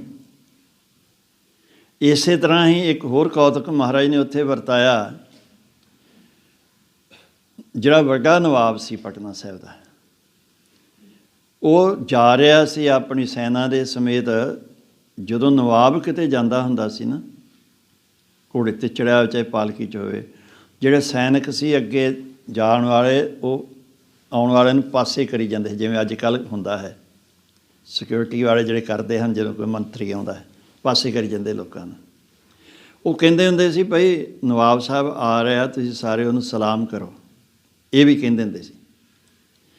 ਮਹਾਰਾਜ ਵੀ ਖੇਡ ਰਹੇ ਸੀ ਬੱਚਿਆਂ ਨਾਲ, ਬੱਚਿਆਂ ਵੱਲ ਵੇਖ ਕੇ ਉਹ ਆ ਗਏ। ਕਹਿੰਦੇ ਉਹ ਬੱਚਿਓ ਗੱਲ ਸੁਣੋ, ਇਹ ਨਵਾਬ ਸਾਹਿਬ ਦੀ ਸਵਾਰੀ ਆ ਰਹੀ ਹੈ, ਸਾਰਿਆਂ ਨੇ ਸਲਾਮ ਕਰਨਾ ਜੇ। ਉਹ ਕਹਿ ਕੇ ਚਲੇ ਗਏ। ਦਸਮ ਪਾਤਸ਼ਾਹ ਬੱਚਿਆਂ ਨੂੰ ਕਹਿਣ ਲੱਗੇ ਆਪਾਂ ਨਹੀਂ ਸਲਾਮ ਕਰਨੀ। ਕਿਸੇ ਨੇ ਸਲਾਮ ਨਹੀਂ ਕੀਤੀ। ਨਵਾਬ ਬੜਾ ਹੈਰਾਨ ਹੋਇਆ, ਚਲੇ ਗਿਆ। ਘਰ ਦੇ ਵਿੱਚ ਸੁਨੇਹਾ ਭੇਜਿਆ ਮਾਤਾ ਨਾਨਕੀ ਜੀ ਨੂੰ ਕਿ ਤੁਹਾਡੇ ਬਾਲਕ ਨੇ ਨਾਲ ਦੇ ਬੱਚਿਆਂ ਨੂੰ ਵੀ ਨਾ ਆਪ ਕੀਤੀ ਸਲਾਮ, ਨਾ ਦੂਜਿਆਂ ਨੂੰ ਸਲਾਮ ਕਰਨ ਦਿੱਤੀ ਹੈ। ਪਰ ਮਾਤਾ ਜੀ ਨੇ ਫਿਰ ਕਿਹਾ ਕਿ ਦੇਖੋ ਇਹ ਚੋਜੀ ਹੈ, ਬਾਲਕ ਜਿਹੜਾ ਹੈ, ਅਸੀਂ ਕੁਛ ਨਹੀਂ ਇਹਨੂੰ ਕਹਿ ਸਕਦੇ। ਇੱਥੇ ਤਾਂ ਭੀਖਣ ਸ਼ਾਹ ਵਰਗੇ, ਸ਼ਿਵਦੱਤ ਵਰਗੇ ਆਏ ਹਨ, ਚਰਨਾਂ ਝੁਕਦੇ ਹਨ ਇਹਨਾਂ ਦੇ। ਰਿਆਸਤ ਮੈਣੀ ਦਾ ਜਿਹੜਾ ਰਾਜਾ ਰਾਣੀ ਉਹ ਝੁਕ ਰਹੇ ਹਨ, ਅਤੇ ਇਹਨਾਂ ਦੇ ਕੀ ਪਤਾ ਕੀ ਕੌਤਕ ਹਨ। ਪੌਣੇ 6 ਸਾਲ ਮਹਾਰਾਜ ਇੱਥੇ ਰਹੇ। ਇੱਥੇ ਹੀ 3 ਸਾਲ ਬਾਅਦ ਗੁਰੂ ਤੇਗ ਬਹਾਦਰ ਜੀ ਅਸਾਮ ਤੋਂ ਵਾਪਸ ਆਏ ਸਨ। ਆ ਕੇ ਅਤੇ ਬਾਲਕ ਦੇ ਦਰਸ਼ਨ ਕੀਤੇ, ਔਰ ਕੁਝ ਸਮਾਂ ਇੱਥੇ ਰਹਿ ਕੇ ਗੁਰੂ ਤੇਗ ਬਹਾਦਰ ਪਾਤਸ਼ਾਹ ਆਪਣੇ ਕੁਝ ਸਿੱਖਾਂ ਨੂੰ ਨਾਲ ਲੈ ਕੇ ਅਨੰਦਪੁਰ ਸਾਹਿਬ ਆ ਗਏ। ਉੱਥੇ ਸਾਰੇ ਪਰਿਵਾਰ ਨੂੰ ਕਹੇ ਸੀ ਕਿ ਅਸੀਂ ਉੱਥੋਂ ਜਾ ਕੇ ਤੁਹਾਨੂੰ ਸੁਨੇਹਾ ਭੇਜਾਂਗੇ, ਫਿਰ ਤੁਸੀਂ ਆਉਣਾ। ਇੱਥੇ 3 ਸਾਲ ਬਾਅਦ ਮਹਾਰਾਜ ਨੇ ਜਿਹੜਾ ਸੀ ਉਹ ਸੁਨੇਹਾ ਭੇਜਿਆ। ਇੱਥੋਂ ਦੇ ਹਾਲਾਤ ਵੇਖ ਕੇ ਇੱਧਰ ਇਹ ਮਾਲਵੇ ਦੇ ਇਲਾਕੇ ਦੇ ਵਿੱਚ ਮਹਾਰਾਜ ਪ੍ਰਚਾਰ ਵੀ ਕਰਦੇ ਰਹੇ। ਥਾਂ ਥਾਂ ਦੇ ਉੱਤੇ ਜਾ ਕੇ ਬੜੇ ਅਸਥਾਨ ਬਣੇ ਹਨ ਮਹਾਰਾਜ ਦੇ ਨਾਂ ਦੇ ਉੱਤੇ। ਇੱਧਰ ਬਹੁਤ ਪ੍ਰਚਾਰ ਕੀਤਾ ਹੈ, ਜਾਗਰਤ ਕਰ ਰਹੇ ਸਨ ਲੋਕਾਂ ਨੂੰ। ਫਿਰ ਸੁਨੇਹਾ ਭੇਜਿਆ, ਪੌਣੇ 6 ਸਾਲ ਦੇ ਉਦੋਂ ਹੋ ਗਏ ਸੀ ਜਦੋਂ, ਤਾਂ ਉਹ ਤੁਸੀਂ ਆ ਜਾਓ ਪਰਿਵਾਰ ਸਮੇਤ। ਫਿਰ ਉੱਥੋਂ ਜਦੋਂ ਚੱਲੇ ਤਾਂ ਉੱਥੋਂ ਦੀਆਂ ਸੰਗਤਾਂ ਨੇ ਇਤਿਹਾਸ ਦੇ ਅਨੁਸਾਰ ਬੇਨਤੀ ਕੀਤੀ, ਮਹਾਰਾਜ ਅਸੀਂ ਤਾਂ ਤੁਹਾਡੇ ਦਰਸ਼ਨ ਕਰਕੇ ਰੋਟੀ ਖਾਂਦੇ ਸੀ, ਹੁਣ ਕੀ ਕਰਾਂਗੇ। ਉਸ ਵੇਲੇ ਫਿਰ ਮਹਾਰਾਜ ਦੀ ਅਵਸਥਾ ਤਾਂ ਛੋਟੀ ਸੀ, ਅਜੇ 6 ਸਾਲ ਦੇ ਸਨ। ਹੋ ਸਕਦਾ ਪਰਿਵਾਰ ਨੇ, ਜਾਂ ਮਹਾਰਾਜ ਵੀ ਰੱਬ ਦਾ ਰੂਪ ਸੀ। 5.5 ਸਾਲ ਦੀ ਉਮਰ ਵਿੱਚ ਗੁਰੂ ਹਰਕ੍ਰਿਸ਼ਨ ਸਾਹਿਬ ਜੀ ਗੂੰਗੇ ਦੇ ਕੋਲੋਂ ਅਰਥ ਕਰਾ ਦਿੰਦੇ ਹਨ ਸੋਟੀ ਰੱਖ ਕੇ ਸਿਰ ਦੇ 'ਤੇ। ਕਹਿੰਦੇ ਸਾਡਾ ਪੰਘੂੜਾ ਇੱਥੇ ਰੱਖੋ। ਕੋਈ ਸ਼ਸਤਰ ਵੀ ਮਹਾਰਾਜ ਨੇ ਉਹਨੂੰ ਬਖਸ਼ਿਸ਼ ਕੀਤੇ। ਬਾਲਕ ਅਵਸਥਾ ਜਿਹੜੇ ਪੈਂਦੇ ਸਨ, ਹੁਣ ਉਹ ਦਰਸ਼ਨ ਕਰਾਉਂਦੇ ਹਨ ਤਖ਼ਤ ਸਾਹਿਬ ਦੇ 'ਤੇ ਉਹਨਾਂ ਦੇ। ਗਲੇਲੇ, ਘੜੇ ਭੰਨਣ ਵਾਲੀ ਗੱਲ, ਉਹ ਵੀ ਗਲੇਲਾ ਜਿਹੜੇ ਸਨ, ਛੋਟੇ ਛੋਟੀਆਂ ਰੋੜੇ ਬਣੇ ਹੋਏ ਮਿੱਟੀ ਦੇ, ਉਹ ਵੀ ਉੱਥੇ ਅਜੇ ਵੀ ਹੁਣ ਵੀ ਦਰਸ਼ਨ ਕਰਾਉਂਦੇ ਹਨ। ਉਹ ਸਾਰਾ ਕੁਛ ਉੱਥੇ ਹੈ।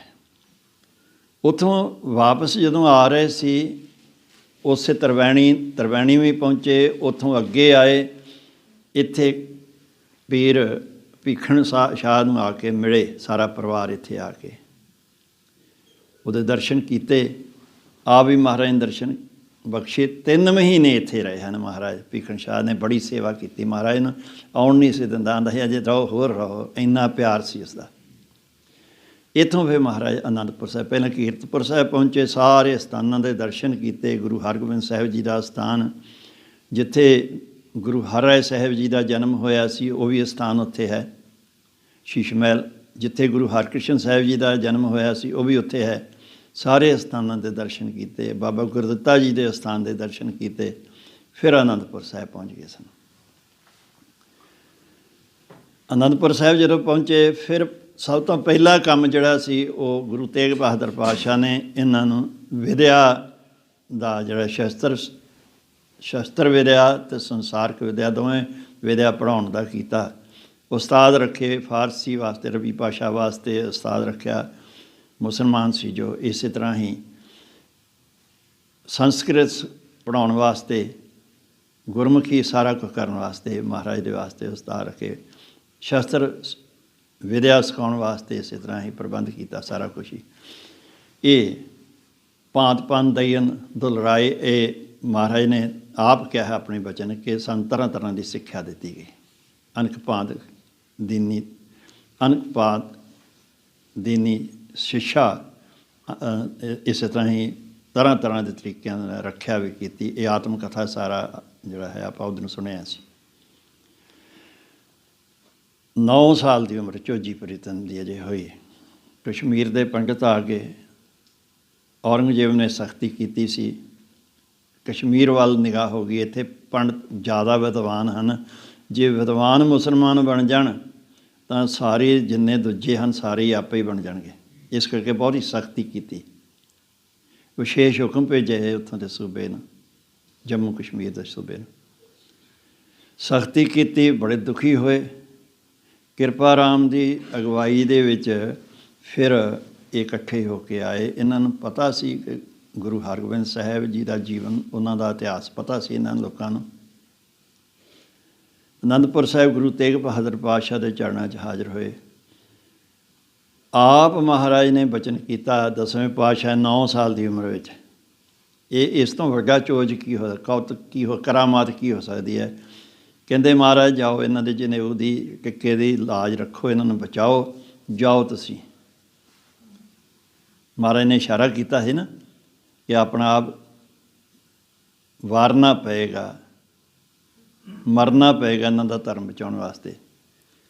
9 ਸਾਲ ਦੀ ਉਮਰ 'ਚ ਇਹ ਕੌਤਕ ਵਰਤਾਇਆ ਸੀ। ਫਿਰ ਰਣਜੀਤ ਨਗਾਰਾ। ਨਗਾਰੇ ਤਾਂ ਪਹਿਲਾਂ ਵੀ ਹੁੰਦੇ ਸਨ ਰਾਜਿਆਂ ਦੇ ਕੋਲ, ਗੁਰੂ ਘਰ ਵਿੱਚ ਵੀ ਗੁਰੂ ਹਰਗੋਬਿੰਦ ਸਾਹਿਬ ਜੀ ਦੇ ਵੇਲੇ ਤੋਂ ਨਗਾਰੇ ਆ ਗਏ ਸਨ, ਪਰ ਇਹ ਰਣਜੀਤ ਨਗਾਰਾ ਬਣਾਇਆ, ਬਹੁਤ ਵੱਡਾ ਨਗਾਰਾ, ਜਿਸ ਦੀ ਗੂੰਜ ਜਿਹੜੀ ਸੀ ਪਹਾੜੀਆਂ ਦੇ ਵਿੱਚ ਮੀਲਾਂ ਤੱਕ ਜਾਂਦੀ ਸੀ। ਤਰਬਕਦੇ ਸਨ ਉਸ ਦੀ ਆਵਾਜ਼ ਸੁਣ ਕੇ ਰਾਜੇ ਜਿਹੜੇ ਸੀ। ਸ਼ਿਕਾਰ ਖੇਡਣਾ ਸ਼ੁਰੂ ਕਰ ਦਿੱਤਾ। 16 ਸਾਲ ਦੀ ਉਮਰ ਤੱਕ ਮਹਾਰਾਜ ਇੱਥੇ ਇਹੋ ਜਿਹੇ ਕੌਤਕ ਕਰਦੇ ਰਹੇ। ਕਿਲ੍ਹੇ ਵੀ ਬਣਾਉਣੇ ਸ਼ੁਰੂ ਕਰ ਦਿੱਤੇ, ਸ਼ਸਤਰਾਂ ਦੇ ਕਾਰਖਾਨੇ ਖੋਲ੍ਹ ਦਿੱਤੇ, ਫੌਜ ਭਰਤੀ ਕਰਨੀ ਸ਼ੁਰੂ ਕਰ ਦਿੱਤੀ। ਇਹ ਸਾਰਾ ਕੁਛ ਹੋ ਗਿਆ ਸ਼ੁਰੂ। ਬੜੀਆਂ ਭੇਟਾਵਾਂ। ਰਤਨ ਰਾਏ ਅਸਾਮ ਦਾ ਰਾਜਾ ਜਦੋਂ ਪਤਾ ਲੱਗਾ, ਉਹ ਇੱਥੇ ਆਇਆ ਮਹਾਰਾਜ ਦੇ ਕੋਲ। ਇਹ ਸਾਰਾ ਕੁਛ, ਬੜਾ ਕੁਛ ਵਾਪਰਿਆ ਇੱਥੇ ਅਨੰਦਪੁਰ ਸਾਹਿਬ ਦੇ ਵਿੱਚ। 1699 ਨੂੰ ਇੱਕ ਨਵਾਂ ਕੌਤਕ ਮਹਾਰਾਜ ਨੇ ਕਰ ਦਿੱਤਾ। ਖਾਲਸੇ ਪੰਥ ਨੂੰ ਪ੍ਰਗਟ ਕਰ ਦਿੱਤਾ। ਤਾਂ ਦੁਨੀਆ ਦੇ ਵਿੱਚ ਪੰਥ ਬਹੁਤ ਹਨ, ਉਹ ਕਿਸੇ ਇਨਸਾਨ ਨੇ ਸਥਾਪਿਤ ਕੀਤੇ ਹਨ, ਕਿਸੇ ਬੰਦੇ ਨੇ, ਮਹਾਂਪੁਰਸ਼ ਨੇ ਕੀਤੇ ਹਨ। ਜਿਵੇਂ ਹਜ਼ਰਤ ਮੁਹੰਮਦ ਸਾਹਿਬ ਦਾ ਪੰਥ ਹੈ, ਈਸਾ ਮਸੀਹ ਦਾ ਪੰਥ ਹੈ, ਮੂਸਾ ਦਾ ਪੰਥ ਹੈ, ਰਾਮਚੰਦਰ ਦਾ ਪੰਥ ਹੈ, ਕ੍ਰਿਸ਼ਨ ਦਾ ਪੰਥ ਹੈ। ਇਹ ਇਨਸਾਨਾਂ ਦੇ ਬਣਾਏ। ਮਹਾਰਾਜ ਨੇ ਅਕਾਲ ਪੁਰਖ ਦਾ ਪੰਥ ਪ੍ਰਗਟ ਕਰਤਾ, ਖਾਲਸਾ ਪੰਥ, ਜਿਹਦਾ ਨਾਂ ਖਾਲਸਾ ਪੰਥ ਰੱਖਿਆ। ਆਪ ਜੀ ਨੇ ਸਰਵਣ ਕੀਤਾ ਹੈ ਕਿ ਕਿੱਦਾਂ ਕੌਤਕ ਵਰਤਿਆ। 5 ਸਿੰਘਾਂ ਦੇ ਸਿਰ ਮੰਗੇ, ਵੱਡੇ ਪਰਖ ਕੀਤੇ, ਔਰ ਉਹਨਾਂ ਨੂੰ ਆਪਣਾ ਰੂਪ ਦੇ ਦਿੱਤਾ ਮਹਾਰਾਜ ਨੇ। ਖਾਲਸਾ ਸ਼ਬਦ ਉਹਨਾਂ ਵਾਸਤੇ ਵਰਤਿਆ ਕਿਉਂਕਿ ਉਹ ਮਰ ਕੇ ਦੁਬਾਰਾ ਜਿਉਂਦੇ ਹੋਏ ਸਨ। ਆਪਣੇ ਆਪੇ ਨੂੰ ਨਾ ਖਤਮ ਕਰ।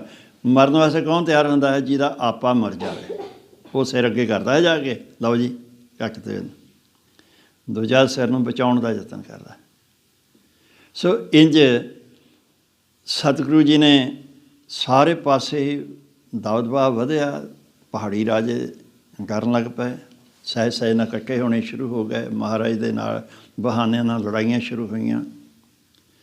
ਮਹਾਰਾਜ ਨੇ ਭਬੌਰ ਸਾਹਿਬ ਜਾ ਕੇ ਭਾਗ ਲਾਏ। ਸਤਲੁਜ ਦੇ ਕੰਢੇ 'ਤੇ ਜਾ ਕੇ ਚੌਪਈ ਬੇਨਤੀ ਜਿਹੜੀ ਹੈ, ਤੁਸੀਂ ਜਾਓ ਕਿਤੇ ਅਨੰਦਪੁਰ ਸਾਹਿਬ ਤੋਂ ਅੱਗੇ ਭਬੌਰ ਸਾਹਿਬ ਹੈ, ਉੱਥੇ ਨੰਗਲ ਦੇ ਲਾਗੇ ਪੈਂਦਾ ਹੈ, ਉੱਥੇ ਜਾ ਕੇ ਤੁਸੀਂ ਦੇਖੋ, ਦਰਸ਼ਨ ਕਰੋ। ਬੜਾ ਉੱਚੇ ਸਥਾਨ 'ਤੇ ਬਣਿਆ ਪਹਾੜੀ ਦੇ ਉੱਤੇ। ਪੌਂਟਾ ਸਾਹਿਬ ਨੂੰ ਭਾਗ ਲਾਏ, ਭੰਗਾਣੀ ਦਾ ਯੁੱਧ ਜਿੱਤਿਆ।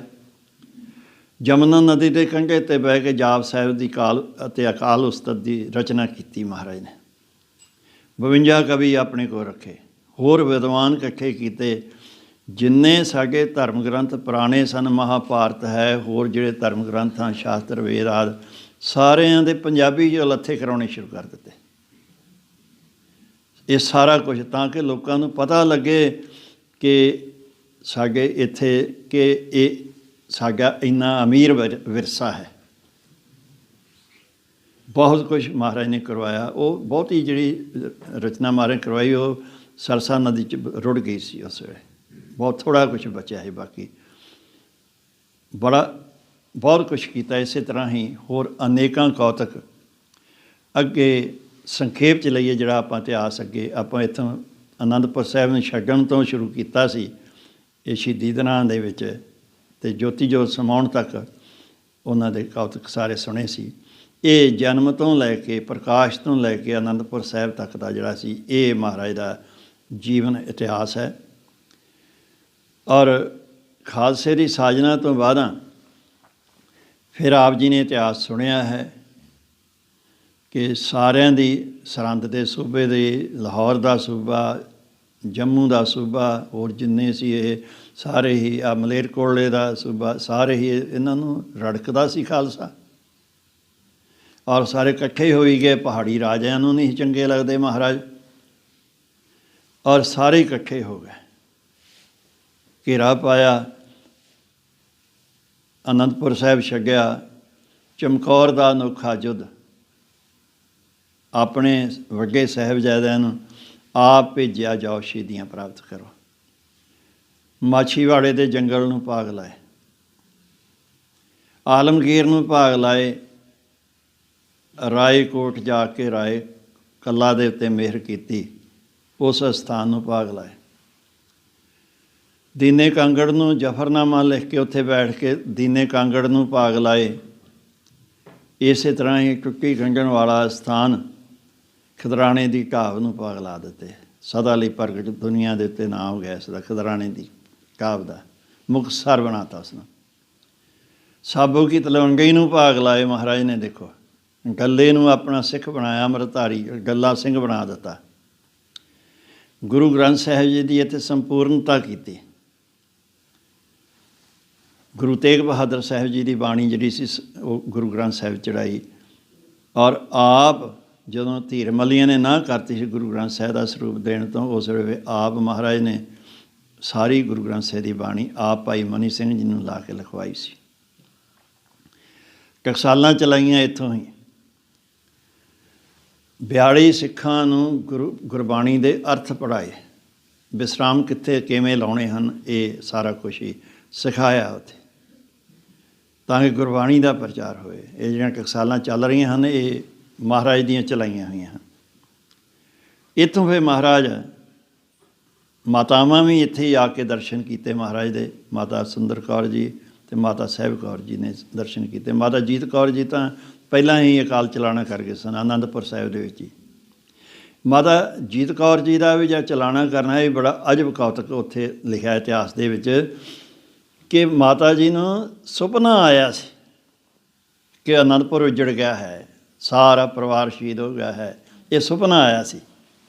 ਦਸਮ ਪਾਤਸ਼ਾਹ ਦੇ ਕੋਲ ਆ ਕੇ ਦਰਸ਼ਨ ਕੀਤੇ। ਪ੍ਰਸ਼ਾਦਾ ਛਕਾਉਣ ਲੱਗਾ ਮਾਤਾ ਜੀਤ ਕੌਰ ਜੀ ਮਹਾਰਾਜ ਨੂੰ ਪ੍ਰਸ਼ਾਦਾ ਛਕਾ ਕੇ ਫਿਰ ਆਪ ਛਕਦੀ ਹੁੰਦੀ ਸੀ। ਅਤੇ ਦਰਸ਼ਨ ਕਰਕੇ ਫਿਰ ਇਹ ਸਾਰਾ ਸੁਪਨਾ ਦੱਸਿਆ ਅਤੇ ਮਹਾਰਾਜ ਕਹਿੰਦੇ ਇਹ ਵਾਪਰਨਾ ਹੈ, ਇਹ ਸਭ ਕੁਝ ਹੋਣਾ ਹੈ।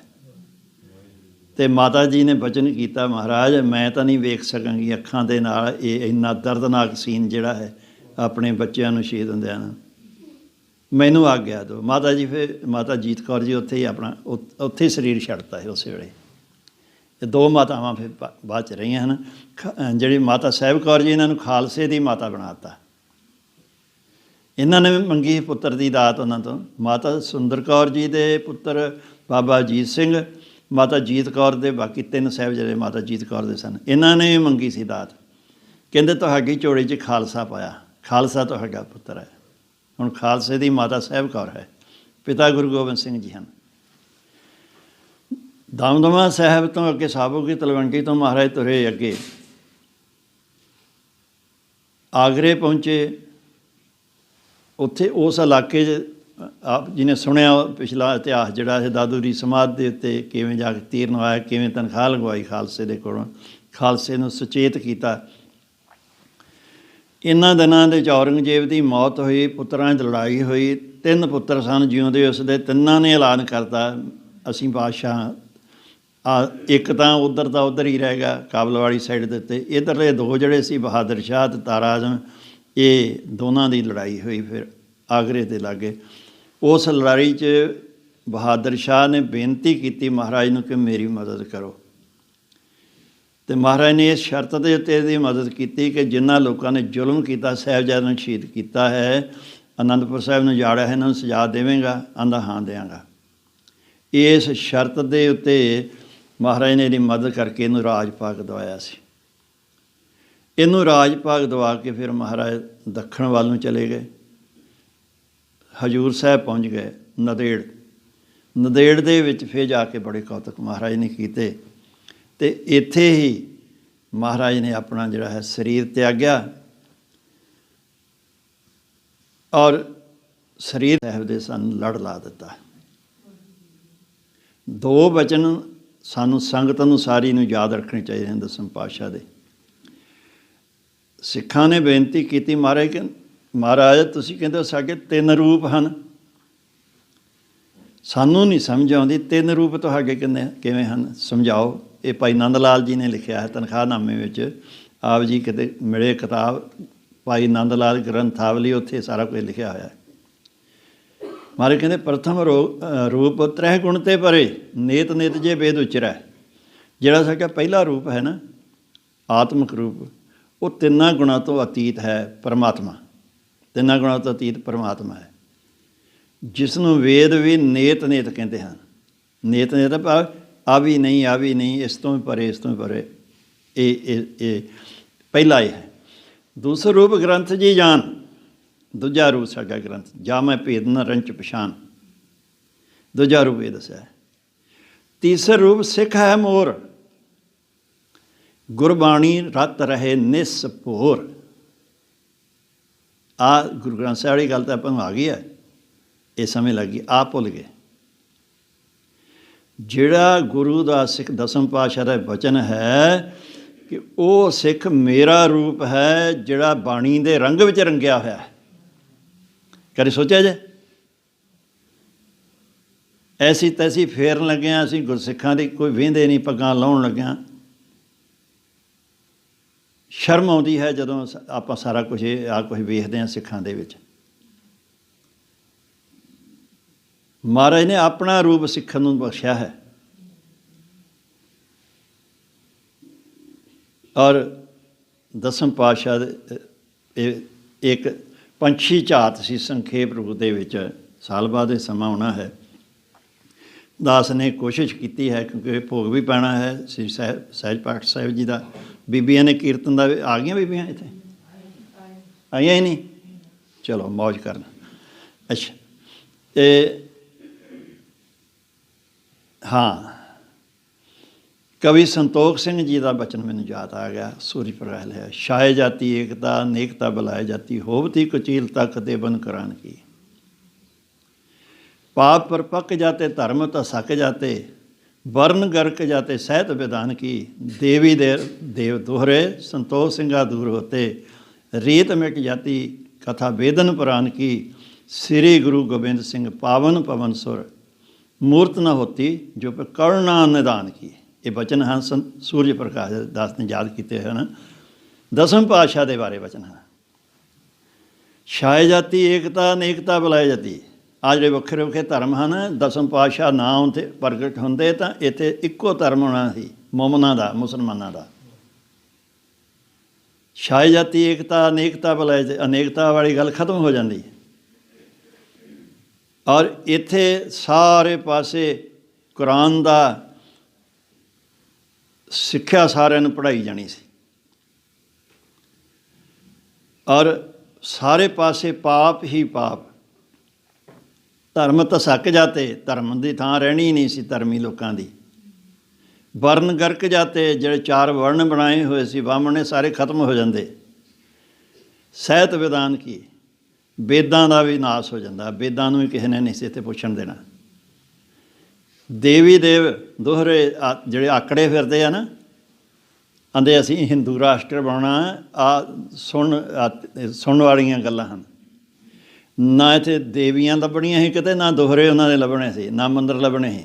संतोख सिंह दूर होते, रीत मिट जाती कथा बेदन पुराण की। किते इत्थे ना वेदां की कथा होनी ना पुराणां की कथा होनी सी। हिंदुस्तान च कुरान की कथा होया करनी सी। श्री गुरु गोबिंद सिंह पावन पवन सुर मूर्त ना होती जो फिर करना निदान की। जे वाहिगुरु परमेश्वर का रूप किते गुरु दसम पातशाह ना आउंदे तो इत्थे दा हाल आ होना सी। एक रवाई है जिहड़ी दास हर वारी पढ़दा है, आप जी ने फिर याद करावां। महाराज का 52 कवि जो कवि सी अड्डा, उन्हें दसम पातशाह की उस्त करन लिखा है, गुरु गोबिंद सिंह जिन्हां दे सिर ते तिन्हां नूं कमी ना काई।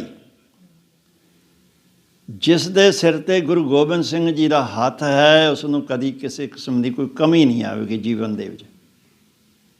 लक्ष्मी तोट ना आवे खाए खर्च रहंदा, तिन्हां नूं कमी ना खाई। खावन खर्चन भोगन पुंचन भागत ना दे आई। अजिहे गुरु दे प्यार वाले जिन्हां दे सिर ते दसम पातशाह ने हथ रख दिता है ना, रज के खांदे हन ते दूजिआं नूं भी खवाउंदे हन। पुंचना कहना दूजिआं नूं खवाउणा। करन अरदास सतगुर दे अगे सतगुर होग सहाई। जदों लोड़ पैंदी दसम पातशाह नूं ध्यान च लिया के अरदास करते हैं, महाराज उत्थे ही मदद करने वास्ते हाजिर हो जाते हैं। अड्डा मैं कुरबान तिन्हां तो जिन मन प्रीत सवाई। अड्डा जी कहते हैं मैं कुरबान जाता हाँ जिन्हां दा दसम पातशाह दे नाल प्यार है। सिक्ख्या की है कि दसम पातशाह नाल प्यार पा लो, दसम पातशाह नूं खुश कर लो। हर थां सहाई। आपां अरदास कहने दसवें पातशाह श्री गुरु गोबिंद सिंह जी महाराज सब थाई होए सहाय। पढ़ते हाँ, इत्थे पढ़ते ही हैं, कभी अनुभव करिए एहसास करिए कि दसम पातशाह वाकया ही सब थाई सहाई हुंदे हन, अपने सिख नाल खड़े हुंदे हन। ये फिर गुरु नाल प्रीत पाउणी पऊगी। माँ प्यो किस बच्चे नूं पसंद करते हैं, ज़्यादा प्यार करते हैं? जिहड़ा माता पिता का आग्याकार है। टीचर किस बच्चे नूं पसंद करता है? जिहड़ा आग्याकार है, जिस दिन सीखण की कोई रुचि है। गुरु किस नूं पसंद करता है? जिहड़ा गुरु का आग्याकार है, जिस दी गुरु दे कोलों कुछ सीखण की रुचि हुंदी है। कल्ले मत्था टेकण वाले नहीं। गुरु दसम पातशाह नूं खुश करना है तो इको एक तरीका है जो महाराज ने कहा है, रहत विच आ जाओ। गुरु नूं रहत वाला सिख चंगा लगदा जी। गुरु नूं साडे शरीर नहीं, साडे कपड़े नहीं, साडे घर नहीं, महल नहीं, साडियां गड्डियां नहीं, कोई उदों गुरु नूं इहदे नाल कोई लाका देका नहीं है। गुरु कहता है कि तुसी जो आओ आ जाओ मेरे वाल, मैं तुहानूं अपना रूप दिंदा हाँ। खालसा मेरो रूप है खास, खालसे मैं हों करो निवास। खालसा मेरो मुख है अंगा, खालसे के हों सर सर संगा। बनो खालसे, जगाओ जोत गुरु दी अंदर अपने। असी तो सिर्फ लंगर छकण तक थोड़ा पाठ पूजा कर लिया। दास की बेनती है, अज को सिखी अज इस महान दिहाड़े दे उत्ते, चाहे कोई अमृतधारी है चाहे नहीं है, 7 बाणियां का पाठ जरूर करा करो। 5 बाणियां का सवेरे,